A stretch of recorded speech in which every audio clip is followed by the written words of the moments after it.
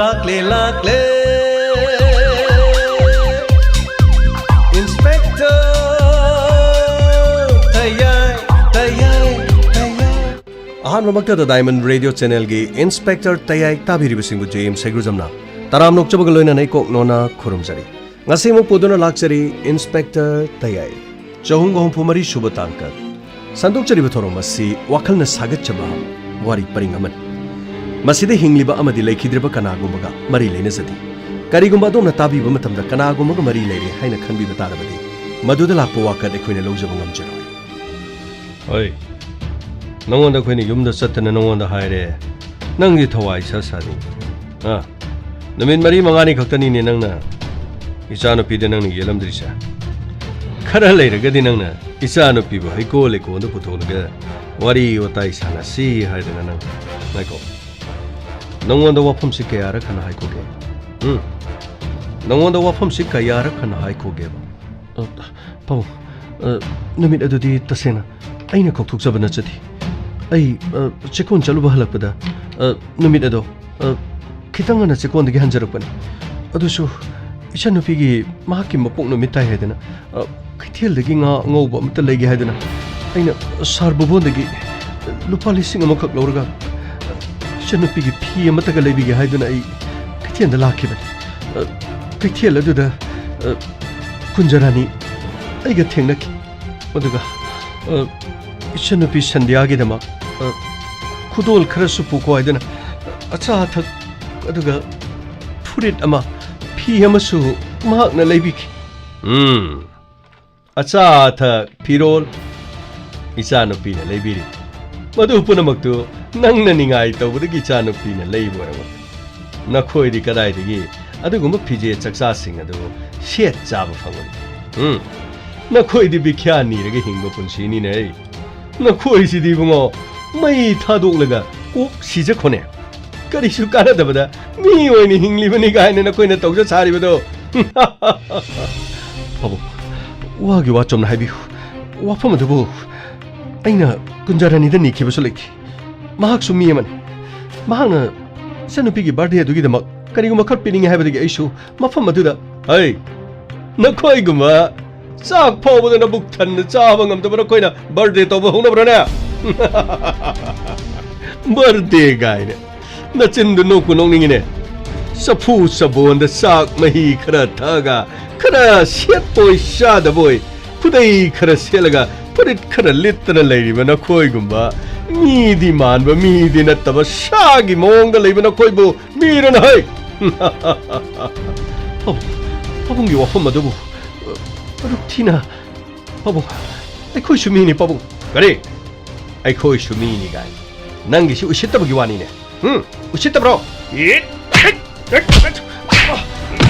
Machi usitina Machi Naya rukina Naya chila Pabung Pabung Tabiraga pabung Tarakanu gana Namai dida Machi Machi Machi Yamu Yari yamu Hey Nang mukarigi Yamu Milo ini yang dari yamu Patanung da tolaga yamu Pare Ngasidi nang Ibona kan bilang Aduh Masigi makatarak pada di Naktwaya do logani kangbra Asumna sa Namit ama sosumna Aku kita mau puraga Macam ni itu kumakai Aigi birthday namit aduda laki Adudi Nakhoi yegnabasidi Pradhan Babu Adunadi Nakhoi tamusogi misi asi Pradhan Babu ga yamna naknana Aduga ngaiko Aina khangning bamale Tawdok adugi matungda haibadi nakhoi tamobu phuraba matungda Nakhoi da Kunjarani na kari harakpa Kunjarani na nakhoi tamoda kari harakpa Adugi matangdi tamodana Sir Akhoi tamo Yumda halakdaga mahak numit adu yam nungaitana mahak Chinta tawduna leki Adu Thokiba thawdo adugi matangda aina Akhoi tamoda hangmada Wafam sing adu mahangna Aingonda loina hairakibin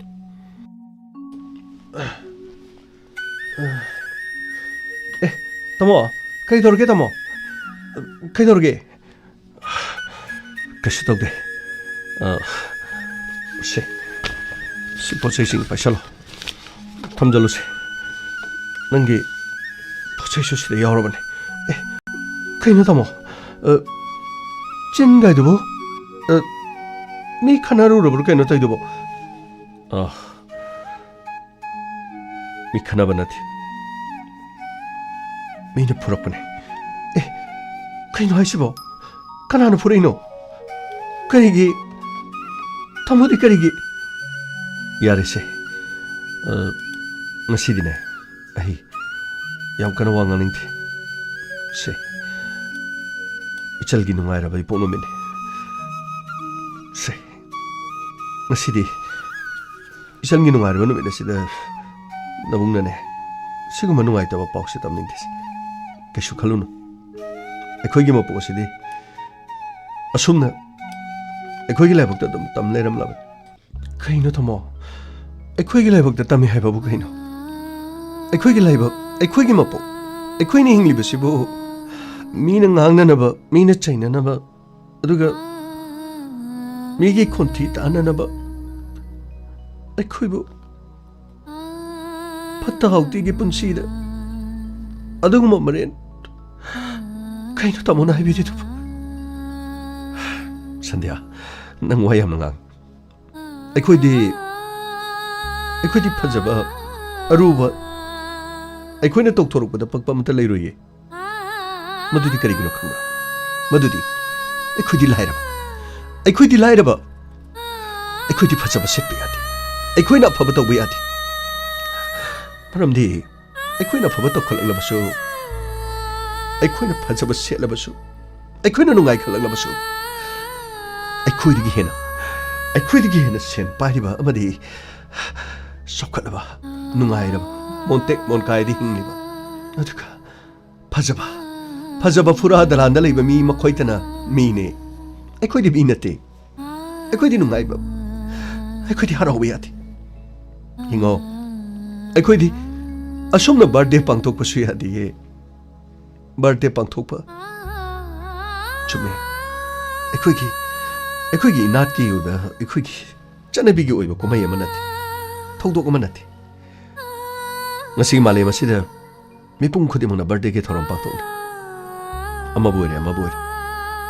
afaba nungai badi matok tamada karisu kaiba leite ekhoi miyoibane chatnari ba lamchat singda afaba matok tamada kanaba ke hadi karisu kaiba leite aigi ponumita nangi na ponumita chamchamna ichelu pana ngamjaba khudol amatang aina nongda khudol tamba karisu kaiba leite masida ehen ba sading tawduna ehen ba sel kaya marum pothokna mit thananaba ariyembada ekhoina sen mangalbadi nattedana lairamana mungaina ichalgi ponumita aina fazaba firon kaya ichangi damak thonbi ngamdrabasu ichangi ponumit ngaiduna aina furit amatang fi amatang chalgi aina leijabada kari kaiba leibaki se wase yam ngangkhri ngasidi wase ngangum se se loksalo se punamak se yam de hariro nati tamo karigino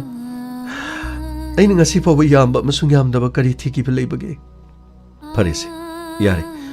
haibio tamo gi chinda tamo gi natonda nahi taba makai Sandhya nache kunjarani na se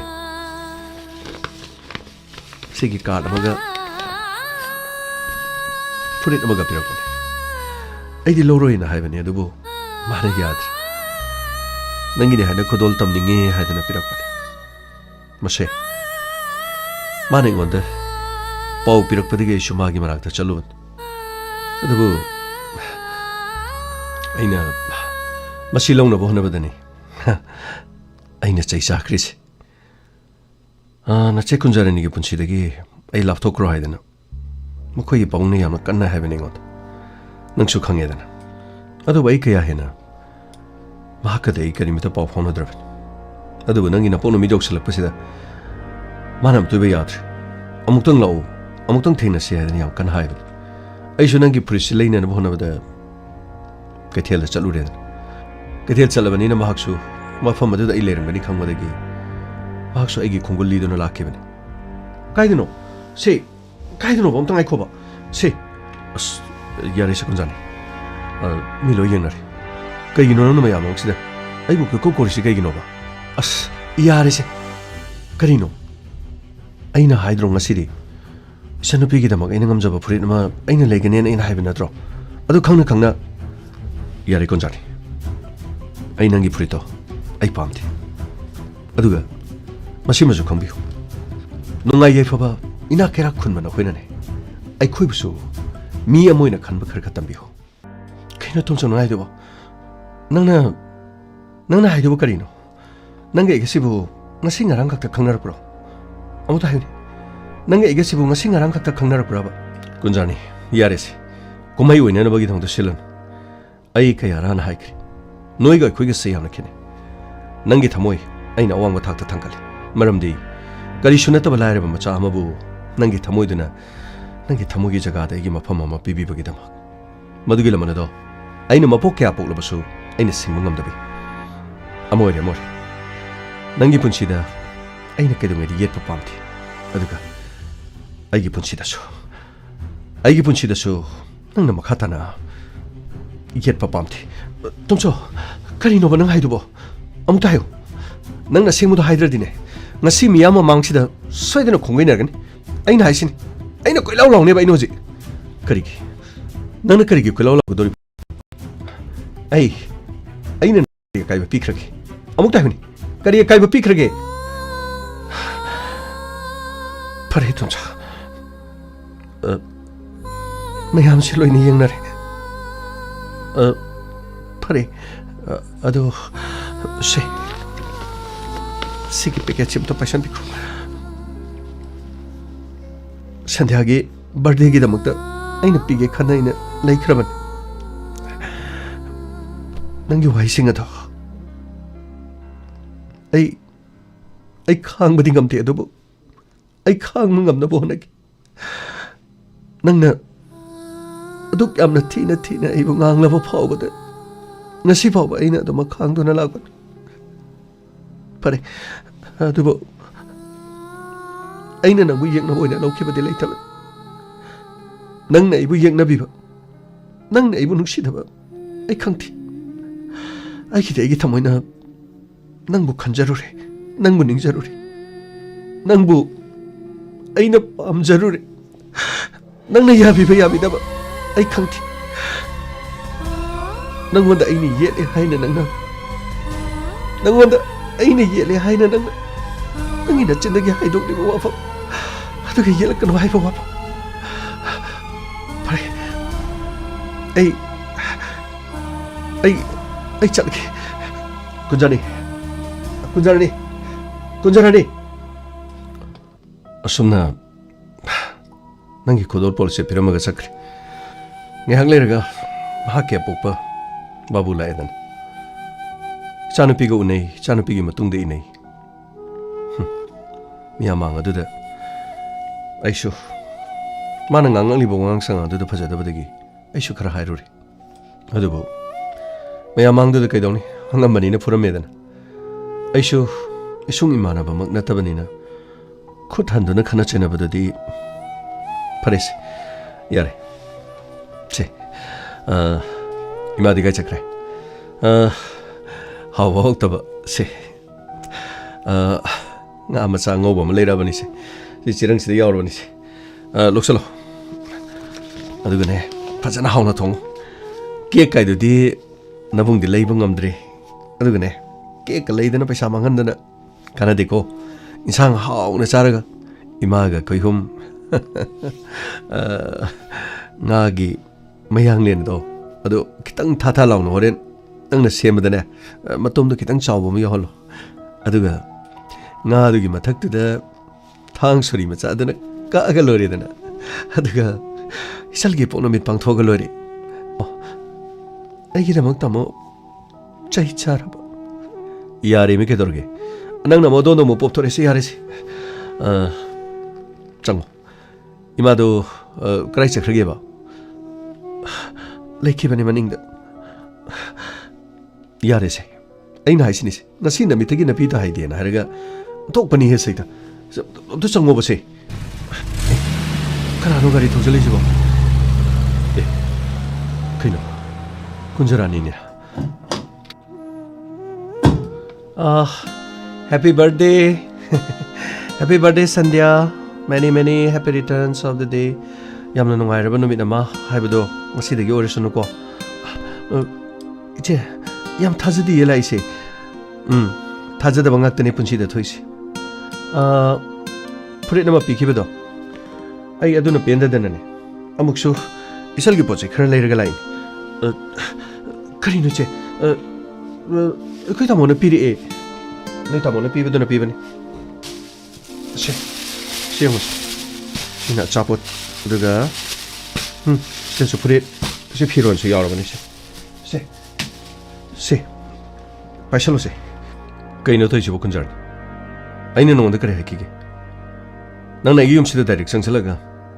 yum sida igi malai aigi lekai lady aigi chal nupi si mama makta dana no olibasi kaino kaidorge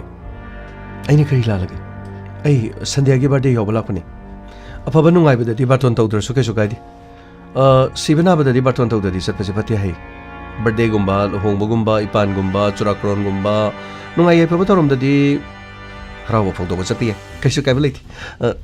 natra ne Sandhya che yamale pochai se yam ge am sanu kai no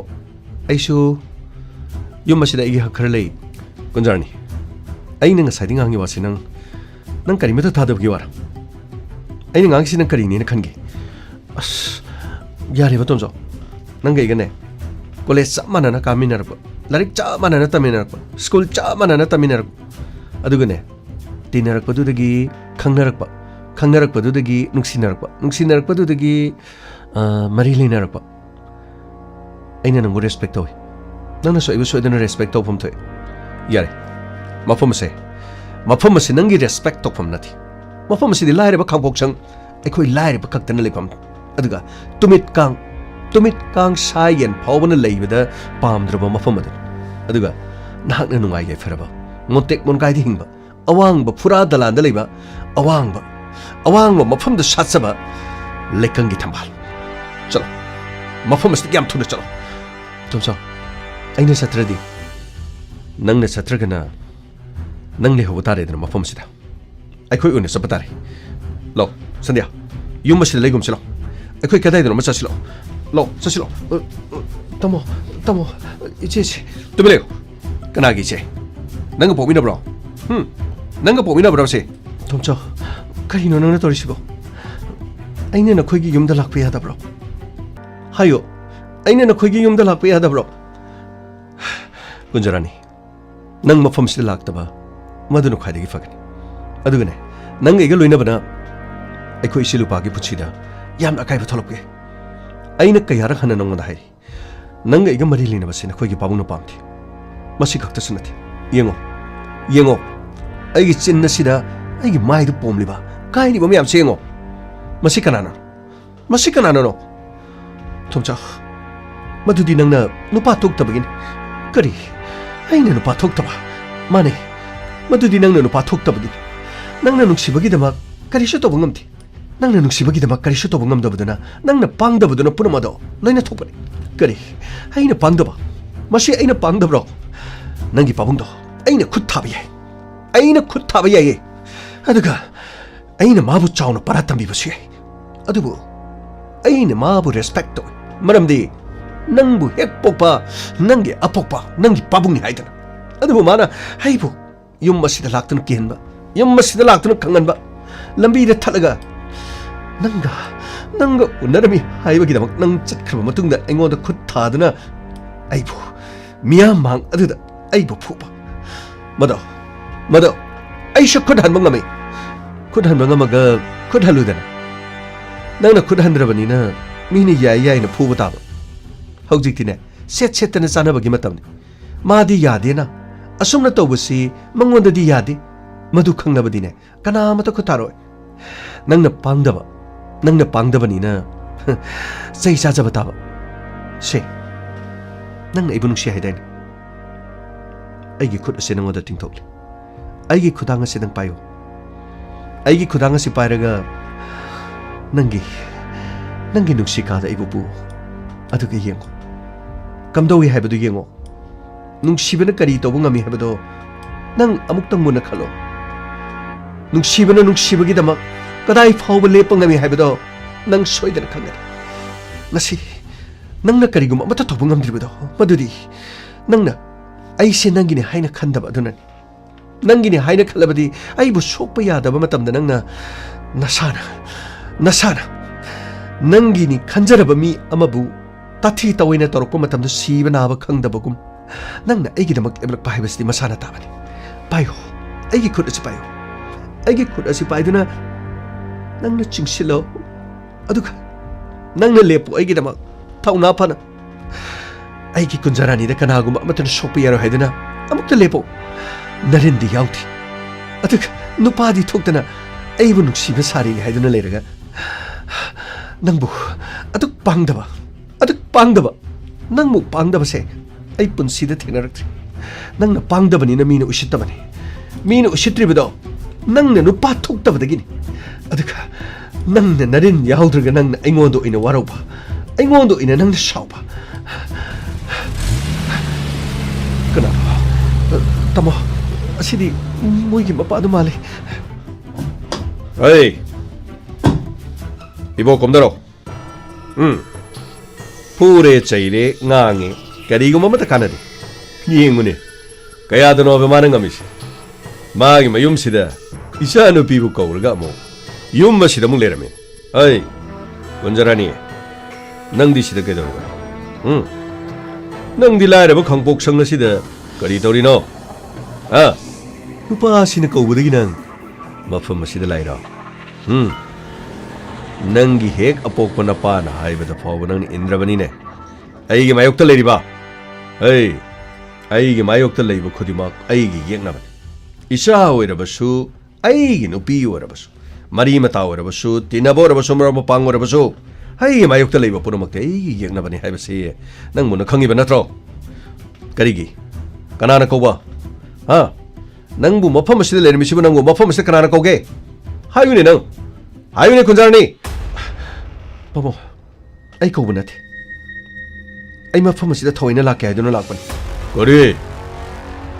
ꯃꯐꯝ ꯑꯁꯤꯗ ꯊꯑꯣꯏꯅ ꯂꯥꯛꯀꯦ ꯍꯥꯏꯗꯨꯅ ꯂꯥꯛꯄꯅꯤ ꯂꯝꯀꯦꯠ ꯂꯝꯍꯥꯏꯕꯤ ꯑꯗꯨꯒ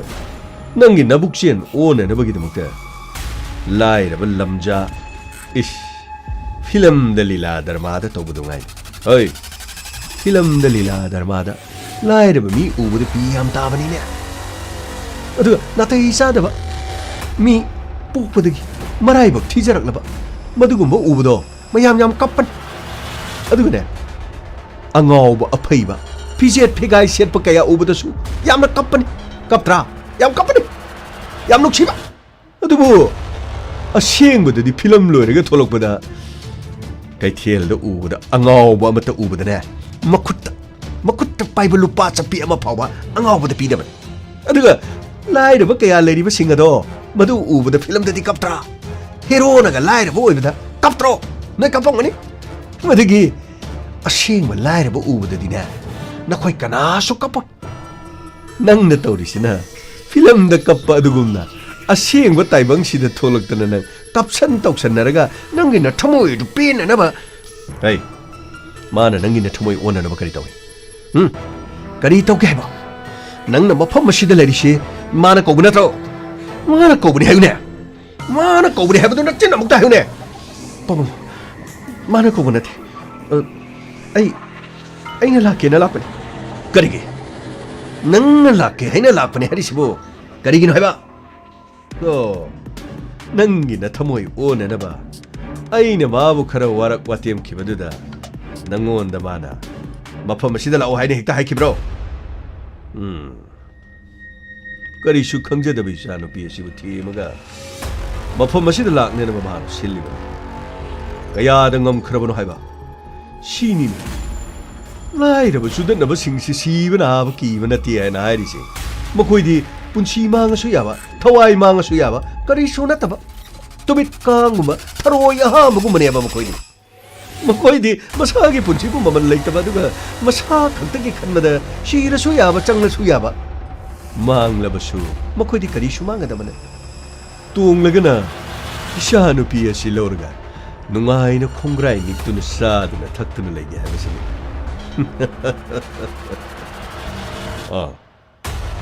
ꯃꯉꯣꯟꯗ ꯂꯩꯔꯤꯕ ꯄꯣꯠꯂꯝ ꯀꯌꯥꯁꯤ ꯅꯪꯅ ꯄꯤꯔꯤ ꯅꯠꯇ꯭ꯔꯣ ꯏꯃꯨꯡ ꯑꯁꯤꯒꯤ ꯃꯊꯤꯕꯣꯡ ꯆꯥꯅꯅꯕꯒꯤ ꯅꯪꯅ ꯊꯤꯜꯂꯛꯏꯕ ꯑꯣꯏꯔꯝꯒꯅꯤꯌꯦ ꯏꯃꯨꯡ ꯑꯁꯤꯗ ꯅꯍꯥꯟ ꯃꯈꯩ ꯆꯥꯗꯅ ꯊꯛꯇꯅ ꯂꯩꯕꯁꯤ ꯅꯪꯅ ꯄꯤꯔꯒ ꯃꯕꯨꯛ ꯊꯟꯅꯕ ꯃꯕꯨꯛꯁꯤ ꯀꯥꯡꯊꯣꯛꯇꯅ ꯀꯥꯏꯕ ꯃꯈꯩ ꯆꯥꯗꯅ ꯂꯩꯕ ꯑꯣꯏꯔꯤꯅꯦ ꯍꯥꯏꯕ ꯑꯁꯤꯒꯨꯝꯕ ꯇꯨꯃꯤꯠ ꯀꯥꯡꯁꯤꯡ ꯑꯁꯦ ꯉꯜꯂꯤꯉꯩꯒꯤ ꯃꯇꯝꯗ ꯈꯣꯡ ꯊꯛ ꯅꯦꯠꯂꯒ ꯆꯔꯛ ꯅꯩꯔꯒ ꯃꯈꯣꯏꯒꯤ ꯃꯄꯨꯟꯁꯤꯁꯨ ꯂꯣꯏꯁꯟꯒꯗꯕꯅꯤ 이보 여보 ꯑꯩ ngasi디 미 핫게 ꯅꯪ ꯑꯩꯅ ꯃꯤ ꯍꯥꯠꯄꯁꯤꯗ ꯉꯁꯤꯗꯤ ꯈꯥꯝꯃꯛꯀꯅꯨꯀꯣ 여보 야르가디 ꯉꯁꯥꯏ ꯀꯩꯊꯦꯜꯗ ꯐꯠꯇ ꯅꯨꯡꯗ ꯊꯣꯛꯑꯒ 여보 ꯖꯦꯜꯗ ꯑꯃꯨꯛ ꯇꯨꯃꯤꯟ ꯂꯩꯌꯣ ꯀꯔꯤꯒꯤ ꯖꯦꯜꯗ ꯐꯠꯇꯕ ꯇꯨꯃꯤꯠ ꯀꯥꯡ ꯍꯥꯠꯄꯕꯨ ꯀ꯭ꯔꯥꯏꯝ ꯇꯧꯕ ꯀꯧꯕ꯭ꯔꯣ ꯑꯁꯤꯒꯨꯝꯕ ꯇꯨꯃꯤꯠ ꯀꯥꯡꯁꯤꯡ ꯑꯁꯤꯗꯤꯅꯦ ꯉꯜꯂꯤꯉꯩꯗ ꯄꯦꯇꯛ ꯃꯦꯠꯈꯥꯏꯔꯒ ꯍꯥꯠꯂꯒ ꯐꯒꯗꯕꯅꯤ ꯍꯟꯗꯣ ꯑꯩꯒꯤ ꯂꯝꯕꯤ ꯊꯥꯗꯣ ꯄꯥꯕꯨꯡ ꯀꯗꯥꯏꯗꯅꯣ ꯄꯥꯕꯨꯡꯅ ꯆꯠꯄꯤꯗꯣꯏꯁꯤ ꯀꯗꯥꯏꯗꯅꯣ ꯑꯩꯅ ꯆꯠꯀꯗꯣꯔꯤꯁꯤ ꯀꯗꯥꯏꯗꯅꯣ ꯅꯪꯅ ꯂꯩꯔꯤꯕꯁꯤ ꯀꯗꯥꯏꯗꯅꯣ ꯍꯟꯗꯣ ꯑꯦ 이보 시파이 나짜누피지 찡잘로네 가리다 합갈로네 파니 바보 잡히야로 바보 돕저도 그 답이야로이 바보 한동네 바보 어이 근절하니도 그 타그는 가해리 아인 할시게 능기마다 마시디 로이라바리 돕저우까나노 해도 마시디 마약 생각 강하니까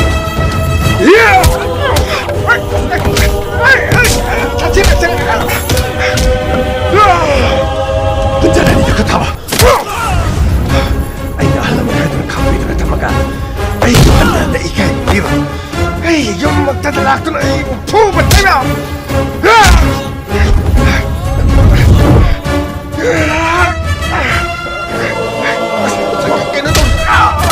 아이게 영도네 아이게 영도네 여보 시디 잘라오지 여보 시디 야로예 그렇게 잡아 아이 뭐 해도 저기나 아이 뭐 기장가 손을 건다 저기나 아참을 건다 저기나 아이 막걸고 미워이 오다봐 막거이 각각 미워이나봐 거이구나 미워이나보다봐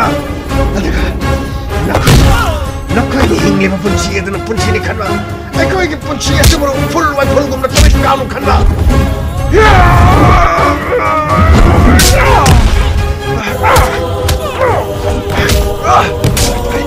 아이고 나오네 안돼 소리 안돼 아이 안돼 이거 짜증나 여보 가리 잡아 나 거야 보가이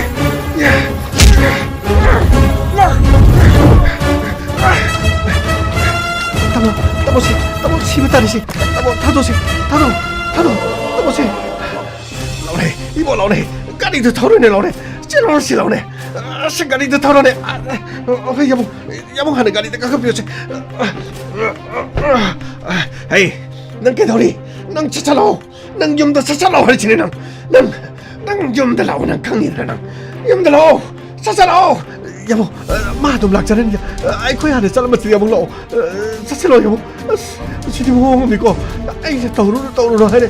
왜 나오네 찔러시 나오네 신가리도 털어내 여보 하는 가리도 가급이었지 에이 넌 깨더리 넌 치찰로 넌 좀더 치찰로 할지네 넌 좀 더 나오는 강이라 넌 좀더 치찰로 여보 마좀 락자는 아이코야 하는 사람한테 여보 치찰로 여보 지금 뭐입니까 아이 떠오르 하네 나의 여봉는 가르가 부부도다 부부 안에는 여봉는 또 뭐야 그다이 되게 찔러서 더우러내 가리다 아이고 나오네 안돼 소리 안돼 ꯅꯠꯇ꯭ꯔꯥ ꯅꯈꯣꯏ ꯌꯥꯝꯅ ꯐꯥꯎꯅꯩ ꯅꯈꯣꯏ ꯌꯥꯝ ꯐꯥꯎꯅꯩ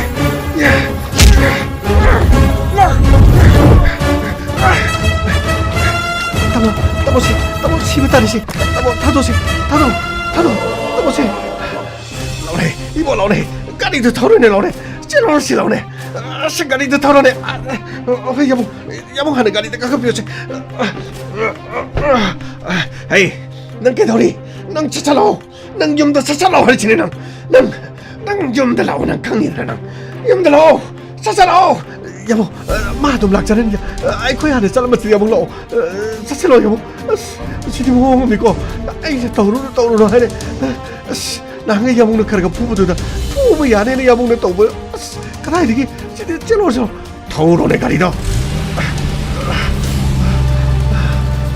넌 차차라오 넌 좀더 차차라오 Supra 속대 아이 까리쇼 속대 아이 ngasi디 누파 톡러브라 하유 ngasi디 누파 톡러브라 톡래 ngasi디 는 누파 톡래 농시버기다막 난 ngasi디 누파 톡래 낭이나 팜너 하나라수 ngasi디 henjinba kanamata nang amaroy adumna nupa thokadab nangna karigi leite lare haiduna karigi adu khantana legani amu hana ngasi de amu hana nongonda ai pabungna su ngonda khutthaba ngamla adabu khanjara aina nangi pabungda khutharu rabanina nangi pabungna nang agi nuksinabada kaidongeda yaba su piraklar aduna aina nongonda haigedabadi nangi afaba lambi ama nang yengjaru masina nangi khwaidigi afaba haibada oira ngasidagidi nangi pabunggi khwaidigi chawba yengnaba ma haibadi kanano hariga ai natana kana su lerar sidagidi aigi punchi mangna nabagidama mahangna honaraknak nangna ibu nupa thokte haibada mafam asidadi aina mahapu phuraga tankri adu aina hana su khuthabi mahakna torokliba mawng matu usittaba aigi yum asida laktuna hanjin aina chaliba khongthang khudimak thangliba mafum khudimak mahang aibu khongoinaba aibu karem kathainaba mahakki machanupiga mari leinarabani mahana phuba chaibadi yarani haiduna aibu mana usit thoidaduna torokliba mok kyado aina khangduna la adu mafum astinga sidi nangna aigi chanupigi mapok numida sida aingonda thongna amadi mini henjinba yadabagi khudol amadi aingonda pibiri tomcho nupa thoe haibabu nangi wakhana dadi nupa thoktri nangna mi phuraga akana ring sabadu nati nangi thamoi manungdagi nangi hakchang manungdagi nupa thokpagi pangal thongna ado legadabani nangna natu sona leibaduna maram oirga igi pabungna khudong saba lorobani ai pabungna yaro nangbu su pabungna yaro ai khang adubu nangna tu sonma soni hingbadudi pabungna yabro aina tumina leiba pabungna haibada aina inbadudi pabungna nang ai yabraba adudi yadrabanina yadabagi thokpa torokpa tabani toncho nungsinabada yamna su pangdogum togum sida nang ai ngasi ma hekta chelasi nang ai ngasi ma hekta thungnarse habagi wa engonda su kaisu leiti adubu nungsinagani haiduna nungsina rurabanina aidi nangonda thamoi pikri aidi kanada su aigi thamoi piro nangna ibu loksin biba musu loksin bidaba nangni apamani ai chaluki Sandhya, happy birthday. Amuka na yafa mangol pir. Ngasidagi nungairaba nangi punchi aduga nada yektaba hena chawkhatpa mo oirasano. Chalukige ko. Iche chanung thakise yare. Ai mafam asida kuina leibase. Nakhoi tamona leninga da manti. Ai chanaba toki. Toncho. ai chaluki aduga masi matang ni khangbiu aini yum pala badi nongonda yum pangan aduga nongonda natrabadi kana mata di yum pala chaluki asumna sar numin adugi thodo godo ai samang ni min oho asumna ikhuki tamoga sekunjarani ga mari se sumna leiraki oh masina takpadi Thawdok asigi matungdagi Kunjaranigi mahakki pabung Babu Pradhan Babuna Madugi laman khumbo oina ꯆꯩꯀꯣꯟ ꯑꯗꯨꯗ ꯂꯥꯛꯂꯒ ꯅꯠꯇ꯭ꯔꯒ ꯆꯩꯀꯣꯟ ꯑꯗꯨꯒꯤ ꯂꯝꯕꯤꯗ ꯉꯥꯏꯔꯒ ꯃꯤ ꯑꯃ ꯅꯦꯛꯂꯒ ꯅꯠꯇ꯭ꯔꯒꯅ ꯏꯕꯣ ꯍꯥꯏꯔꯤꯕꯗꯨꯅ ꯇꯧꯔꯤꯕꯖꯥꯠꯂ ꯑꯗꯨꯒ ꯃꯊꯧꯅꯥ ꯂꯩꯔꯕ ꯃꯈꯣꯏ ꯃꯤ ꯑꯅꯤꯕꯨ ꯃꯥꯅ ꯐꯨꯗꯨꯅ ꯇꯥꯜꯂꯒ ꯆꯤꯡꯒꯣꯟ ꯑꯗꯨꯗ ꯃꯍꯥꯛꯅ ꯃꯤ ꯑꯃꯈꯛꯅ ꯅꯨꯡꯊꯪ ꯄꯥꯏꯔꯒ ꯃꯉꯣꯟꯗ ꯐꯨꯕ ꯃꯇꯝꯗ ꯅꯠꯇ꯭ꯔꯒ ꯃꯤ ꯑꯗꯨ ꯃꯉꯣꯟꯗꯒꯤ ꯍꯦꯟꯅ ꯃꯄꯥꯡꯒꯜ ꯀꯟꯕ ꯃꯤ ꯑꯃ ꯃꯗꯨꯗꯤ ꯃꯤ ꯑꯗꯨꯅ ꯀꯅꯥꯅ ꯅꯦꯛꯂꯤꯕ ꯄꯨꯝꯅꯃꯛ ꯑꯁꯤ ꯄ꯭ꯔꯙꯥꯟ ꯕꯥꯕꯨꯅ ꯃꯤ ꯑꯃ ꯅꯦꯛꯇꯨꯅ ꯇꯧꯔꯤꯕꯖꯥꯠꯂ ꯌꯦꯡꯕ ꯇꯥꯔꯦ ꯐꯔꯦ ꯁꯟꯙ꯭ꯌꯥ ꯊꯣꯛꯈꯤꯕ ꯊꯧꯗꯣꯛ ꯑꯁꯤꯗꯤ ꯅꯨꯡꯉꯥꯏꯇꯕ ꯊꯧꯗꯣꯛ ꯑꯃꯅꯤ ꯑꯗꯨꯕꯨ ꯅꯪꯒꯤ ꯅꯕꯨꯡꯒꯤ ꯃꯤꯁꯤ ꯑꯁꯤꯒꯤ ꯃꯇꯥꯡꯗ ꯑꯆꯨꯝꯕ ꯄꯨꯊꯣꯛꯅꯅꯕꯒꯤꯗꯃꯛ ꯑꯩꯈꯣꯏ ꯑꯉꯝꯕ ꯊꯥꯛꯇ ꯍꯣꯠꯅꯈꯤ ꯁꯟꯙ꯭ꯌꯥ ꯍꯧꯖꯤꯛꯁꯤ ꯀꯨꯟꯖꯔꯥꯅꯤꯁꯤ ꯀꯔꯝꯕ ꯐꯤꯕꯝꯗ ꯂꯩ ꯑꯗꯨꯒ ꯃꯍꯥꯛꯀꯤ ꯃꯄꯥꯒ ꯀꯨꯟꯖꯔꯥꯅꯤꯒ ꯀꯔꯝꯕ ꯃꯔꯤꯗ ꯂꯩ ꯍꯥꯏꯕꯁꯤꯗꯤ ꯍꯥꯏꯕꯗꯤ ꯃꯤꯁꯤ ꯑꯁꯤ ꯊꯣꯛꯈ꯭ꯔꯕꯅꯤꯅ ꯃꯤꯁꯤ ꯑꯁꯤꯗ ꯀꯨꯟꯖꯔꯥꯅꯤꯅ ꯃꯍꯥꯛꯀꯤ ꯃꯄꯥꯕꯨꯡꯕꯨ ꯆꯤꯡꯅꯕ ꯑꯗꯨꯒ ꯆꯤꯡꯅꯗꯕ ꯋꯥꯐꯝ ꯑꯁꯤ ꯅꯪꯉꯣꯟꯗ ꯐꯣꯡꯗꯣꯛꯄ ꯁꯔ ꯑꯩꯉꯣꯟꯗꯗꯤ ꯀꯔꯤꯃꯠꯇ ꯐꯣꯡꯗꯣꯛꯄ ꯂꯩꯇꯦ ꯑꯗꯨꯒ ꯃꯐꯝ ꯑꯁꯤꯗ ꯂꯥꯛꯄꯁꯨ ꯂꯩꯇꯦ ꯑꯗꯨꯅ ꯀꯔꯤꯒꯤꯅꯣ ꯃꯄꯥꯅ ꯆꯠꯄ ꯌꯥꯔꯣꯏ ꯍꯥꯏꯅ ꯊꯤꯡꯕꯒꯤꯔ ꯅꯠꯇ꯭ꯔꯒ ꯃꯍꯥꯛꯁꯨ ꯑꯋꯥꯐꯝꯗ ꯇꯥꯔꯕꯖꯥꯠꯂ ꯑꯦꯅꯤꯋꯦ ꯑꯩꯈꯣꯏ ꯆꯠꯂꯨꯈꯤꯒꯦ ꯑꯩꯈꯣꯏ ꯀꯔꯤꯅꯣ ꯍꯥꯏꯕꯗꯨꯗꯤ ꯈꯪꯅꯅꯕꯒꯤꯗꯃꯛ ꯌꯥꯝ ꯀꯟꯅ ꯍꯣꯠꯅꯈꯤ ꯑꯗꯨꯒ ꯇꯉꯥꯏꯐꯗꯕꯁꯤꯡ ꯑꯗꯨ ꯅꯈꯣꯏꯗ ꯄꯥꯎ ꯄꯤꯔꯛꯀꯦ ꯒꯥꯃꯩ ꯁꯔ ꯑꯩꯈꯣꯏ ꯆꯠꯅꯕ ꯇꯧꯁꯤ ꯐꯒꯅꯤ ꯁꯔ ꯁꯔ ꯀꯔꯤꯅꯣꯝꯇ ꯍꯥꯏꯖꯒꯦꯕ ꯁꯔ ꯀꯩꯗꯧꯔꯦ ꯒꯥꯃꯩ ꯁꯔ ꯍꯧꯖꯤꯛꯀꯤꯗꯨꯕꯨ ꯁꯔ ꯋꯥꯔꯤꯗꯨꯗ ꯁꯔ ꯃꯈꯣꯏ ꯃꯤ ꯑꯅꯤꯗꯨꯁꯨ ꯀꯔꯤꯅꯣ ꯍꯧꯖꯤꯛꯀꯤ ꯇꯣꯝꯆꯧ ꯍꯥꯏꯕ ꯅꯨꯄꯥꯗꯨꯅ ꯌꯣ ꯇꯧꯔ ꯃꯥꯅ ꯊꯤꯜꯂꯒ ꯐꯨꯔꯦꯀꯣ ꯁꯔ ꯃꯤ ꯑꯅꯤꯗꯨ ꯐꯖꯅ ꯐꯨꯕ ꯉꯝꯕ ꯃꯤ ꯃꯥꯅ ꯁꯔ ꯃꯉꯣꯟꯗ ꯃꯤꯅ ꯅꯨꯡꯊꯪ ꯊꯥꯔꯛꯄꯗ ꯈꯔ ꯉꯥꯛꯊꯣꯛ ꯈꯣꯠꯇꯣꯛ ꯇꯧꯔꯒ ꯀꯔꯤꯅꯣ ꯁꯔ ꯃꯥ ꯀꯟꯕ ꯉꯝꯗꯕ ꯃꯤ ꯑꯣꯏꯕꯖꯥꯠꯂꯥ ꯅꯠꯇ꯭ꯔꯒ ꯁꯔ ꯆꯤꯡꯒꯣꯟ ꯑꯗꯨꯗ ꯐꯨꯅꯕꯗꯨꯗꯕꯨ ꯁꯔ ꯃꯥꯕꯨ ꯌꯥꯝꯅ ꯊꯤꯅ ꯐꯨꯕ ꯉꯝꯕ ꯀꯔꯤꯅꯣ ꯃꯥ ꯐꯨꯅꯅꯕꯒꯤꯗꯃꯛꯇ ꯀꯔꯤꯅೋ ꯌꯥꯝꯅ ꯍꯩꯕ ꯃꯤ ꯑꯃ ꯅꯦꯛꯂꯒ ꯃꯐꯝ ꯑꯗꯨꯗ ꯊꯥꯖꯤꯜꯂꯛꯄ ꯑꯣꯏꯕꯖꯥꯠꯂꯥ ꯁꯔ ꯒꯥꯃꯩ ꯍꯧꯖꯤꯛꯃꯛꯀꯤꯗꯤ ꯍꯥꯏꯕꯗ ꯈꯔ ꯂꯨꯅ ꯊꯣꯛꯏ ꯑꯗꯨꯕꯨ ꯀꯅꯥꯅ ꯈꯪꯅꯤ ꯇꯨꯡꯂꯣꯝꯗꯒꯤ ꯒꯥꯔꯤ ꯊꯧꯔꯒ ꯎꯗ꯭ꯔꯤꯉꯩꯗ ꯂꯨꯈꯝꯗ ꯑꯔꯨꯝꯕ ꯄꯣꯠ ꯑꯃꯅ ꯊꯣꯝꯕ ꯇꯨꯔꯤꯉꯩꯗꯨꯗ ꯆꯦꯟꯁꯤꯟꯗꯨꯅ ꯅꯨꯡꯅ ꯊꯣꯝꯕ ꯑꯣꯏꯔꯝꯕꯁꯨ ꯌꯥꯏ ꯃꯗꯨ ꯄꯨꯝꯅꯃꯛꯇꯣ ꯑꯩꯈꯣꯏ ꯈꯪꯕ ꯉꯝꯕ ꯅꯠꯇꯦ ꯆꯠꯁꯤ ꯒꯥꯔꯤ ꯊꯧꯁꯤ ꯁꯔ ꯀꯔꯣꯝꯗ ꯅꯨꯄꯤ ꯃꯌꯨꯝ ꯍꯥꯏꯕꯗꯤ ꯀꯨꯟꯖꯔꯥꯅꯤꯒꯤ ꯃꯌꯨꯝꯗ ꯄ꯭ꯔꯙꯥꯟ ꯕꯥꯕꯨꯒꯤ ꯌꯨꯝꯗ ꯐꯒꯅꯤ ꯁꯔ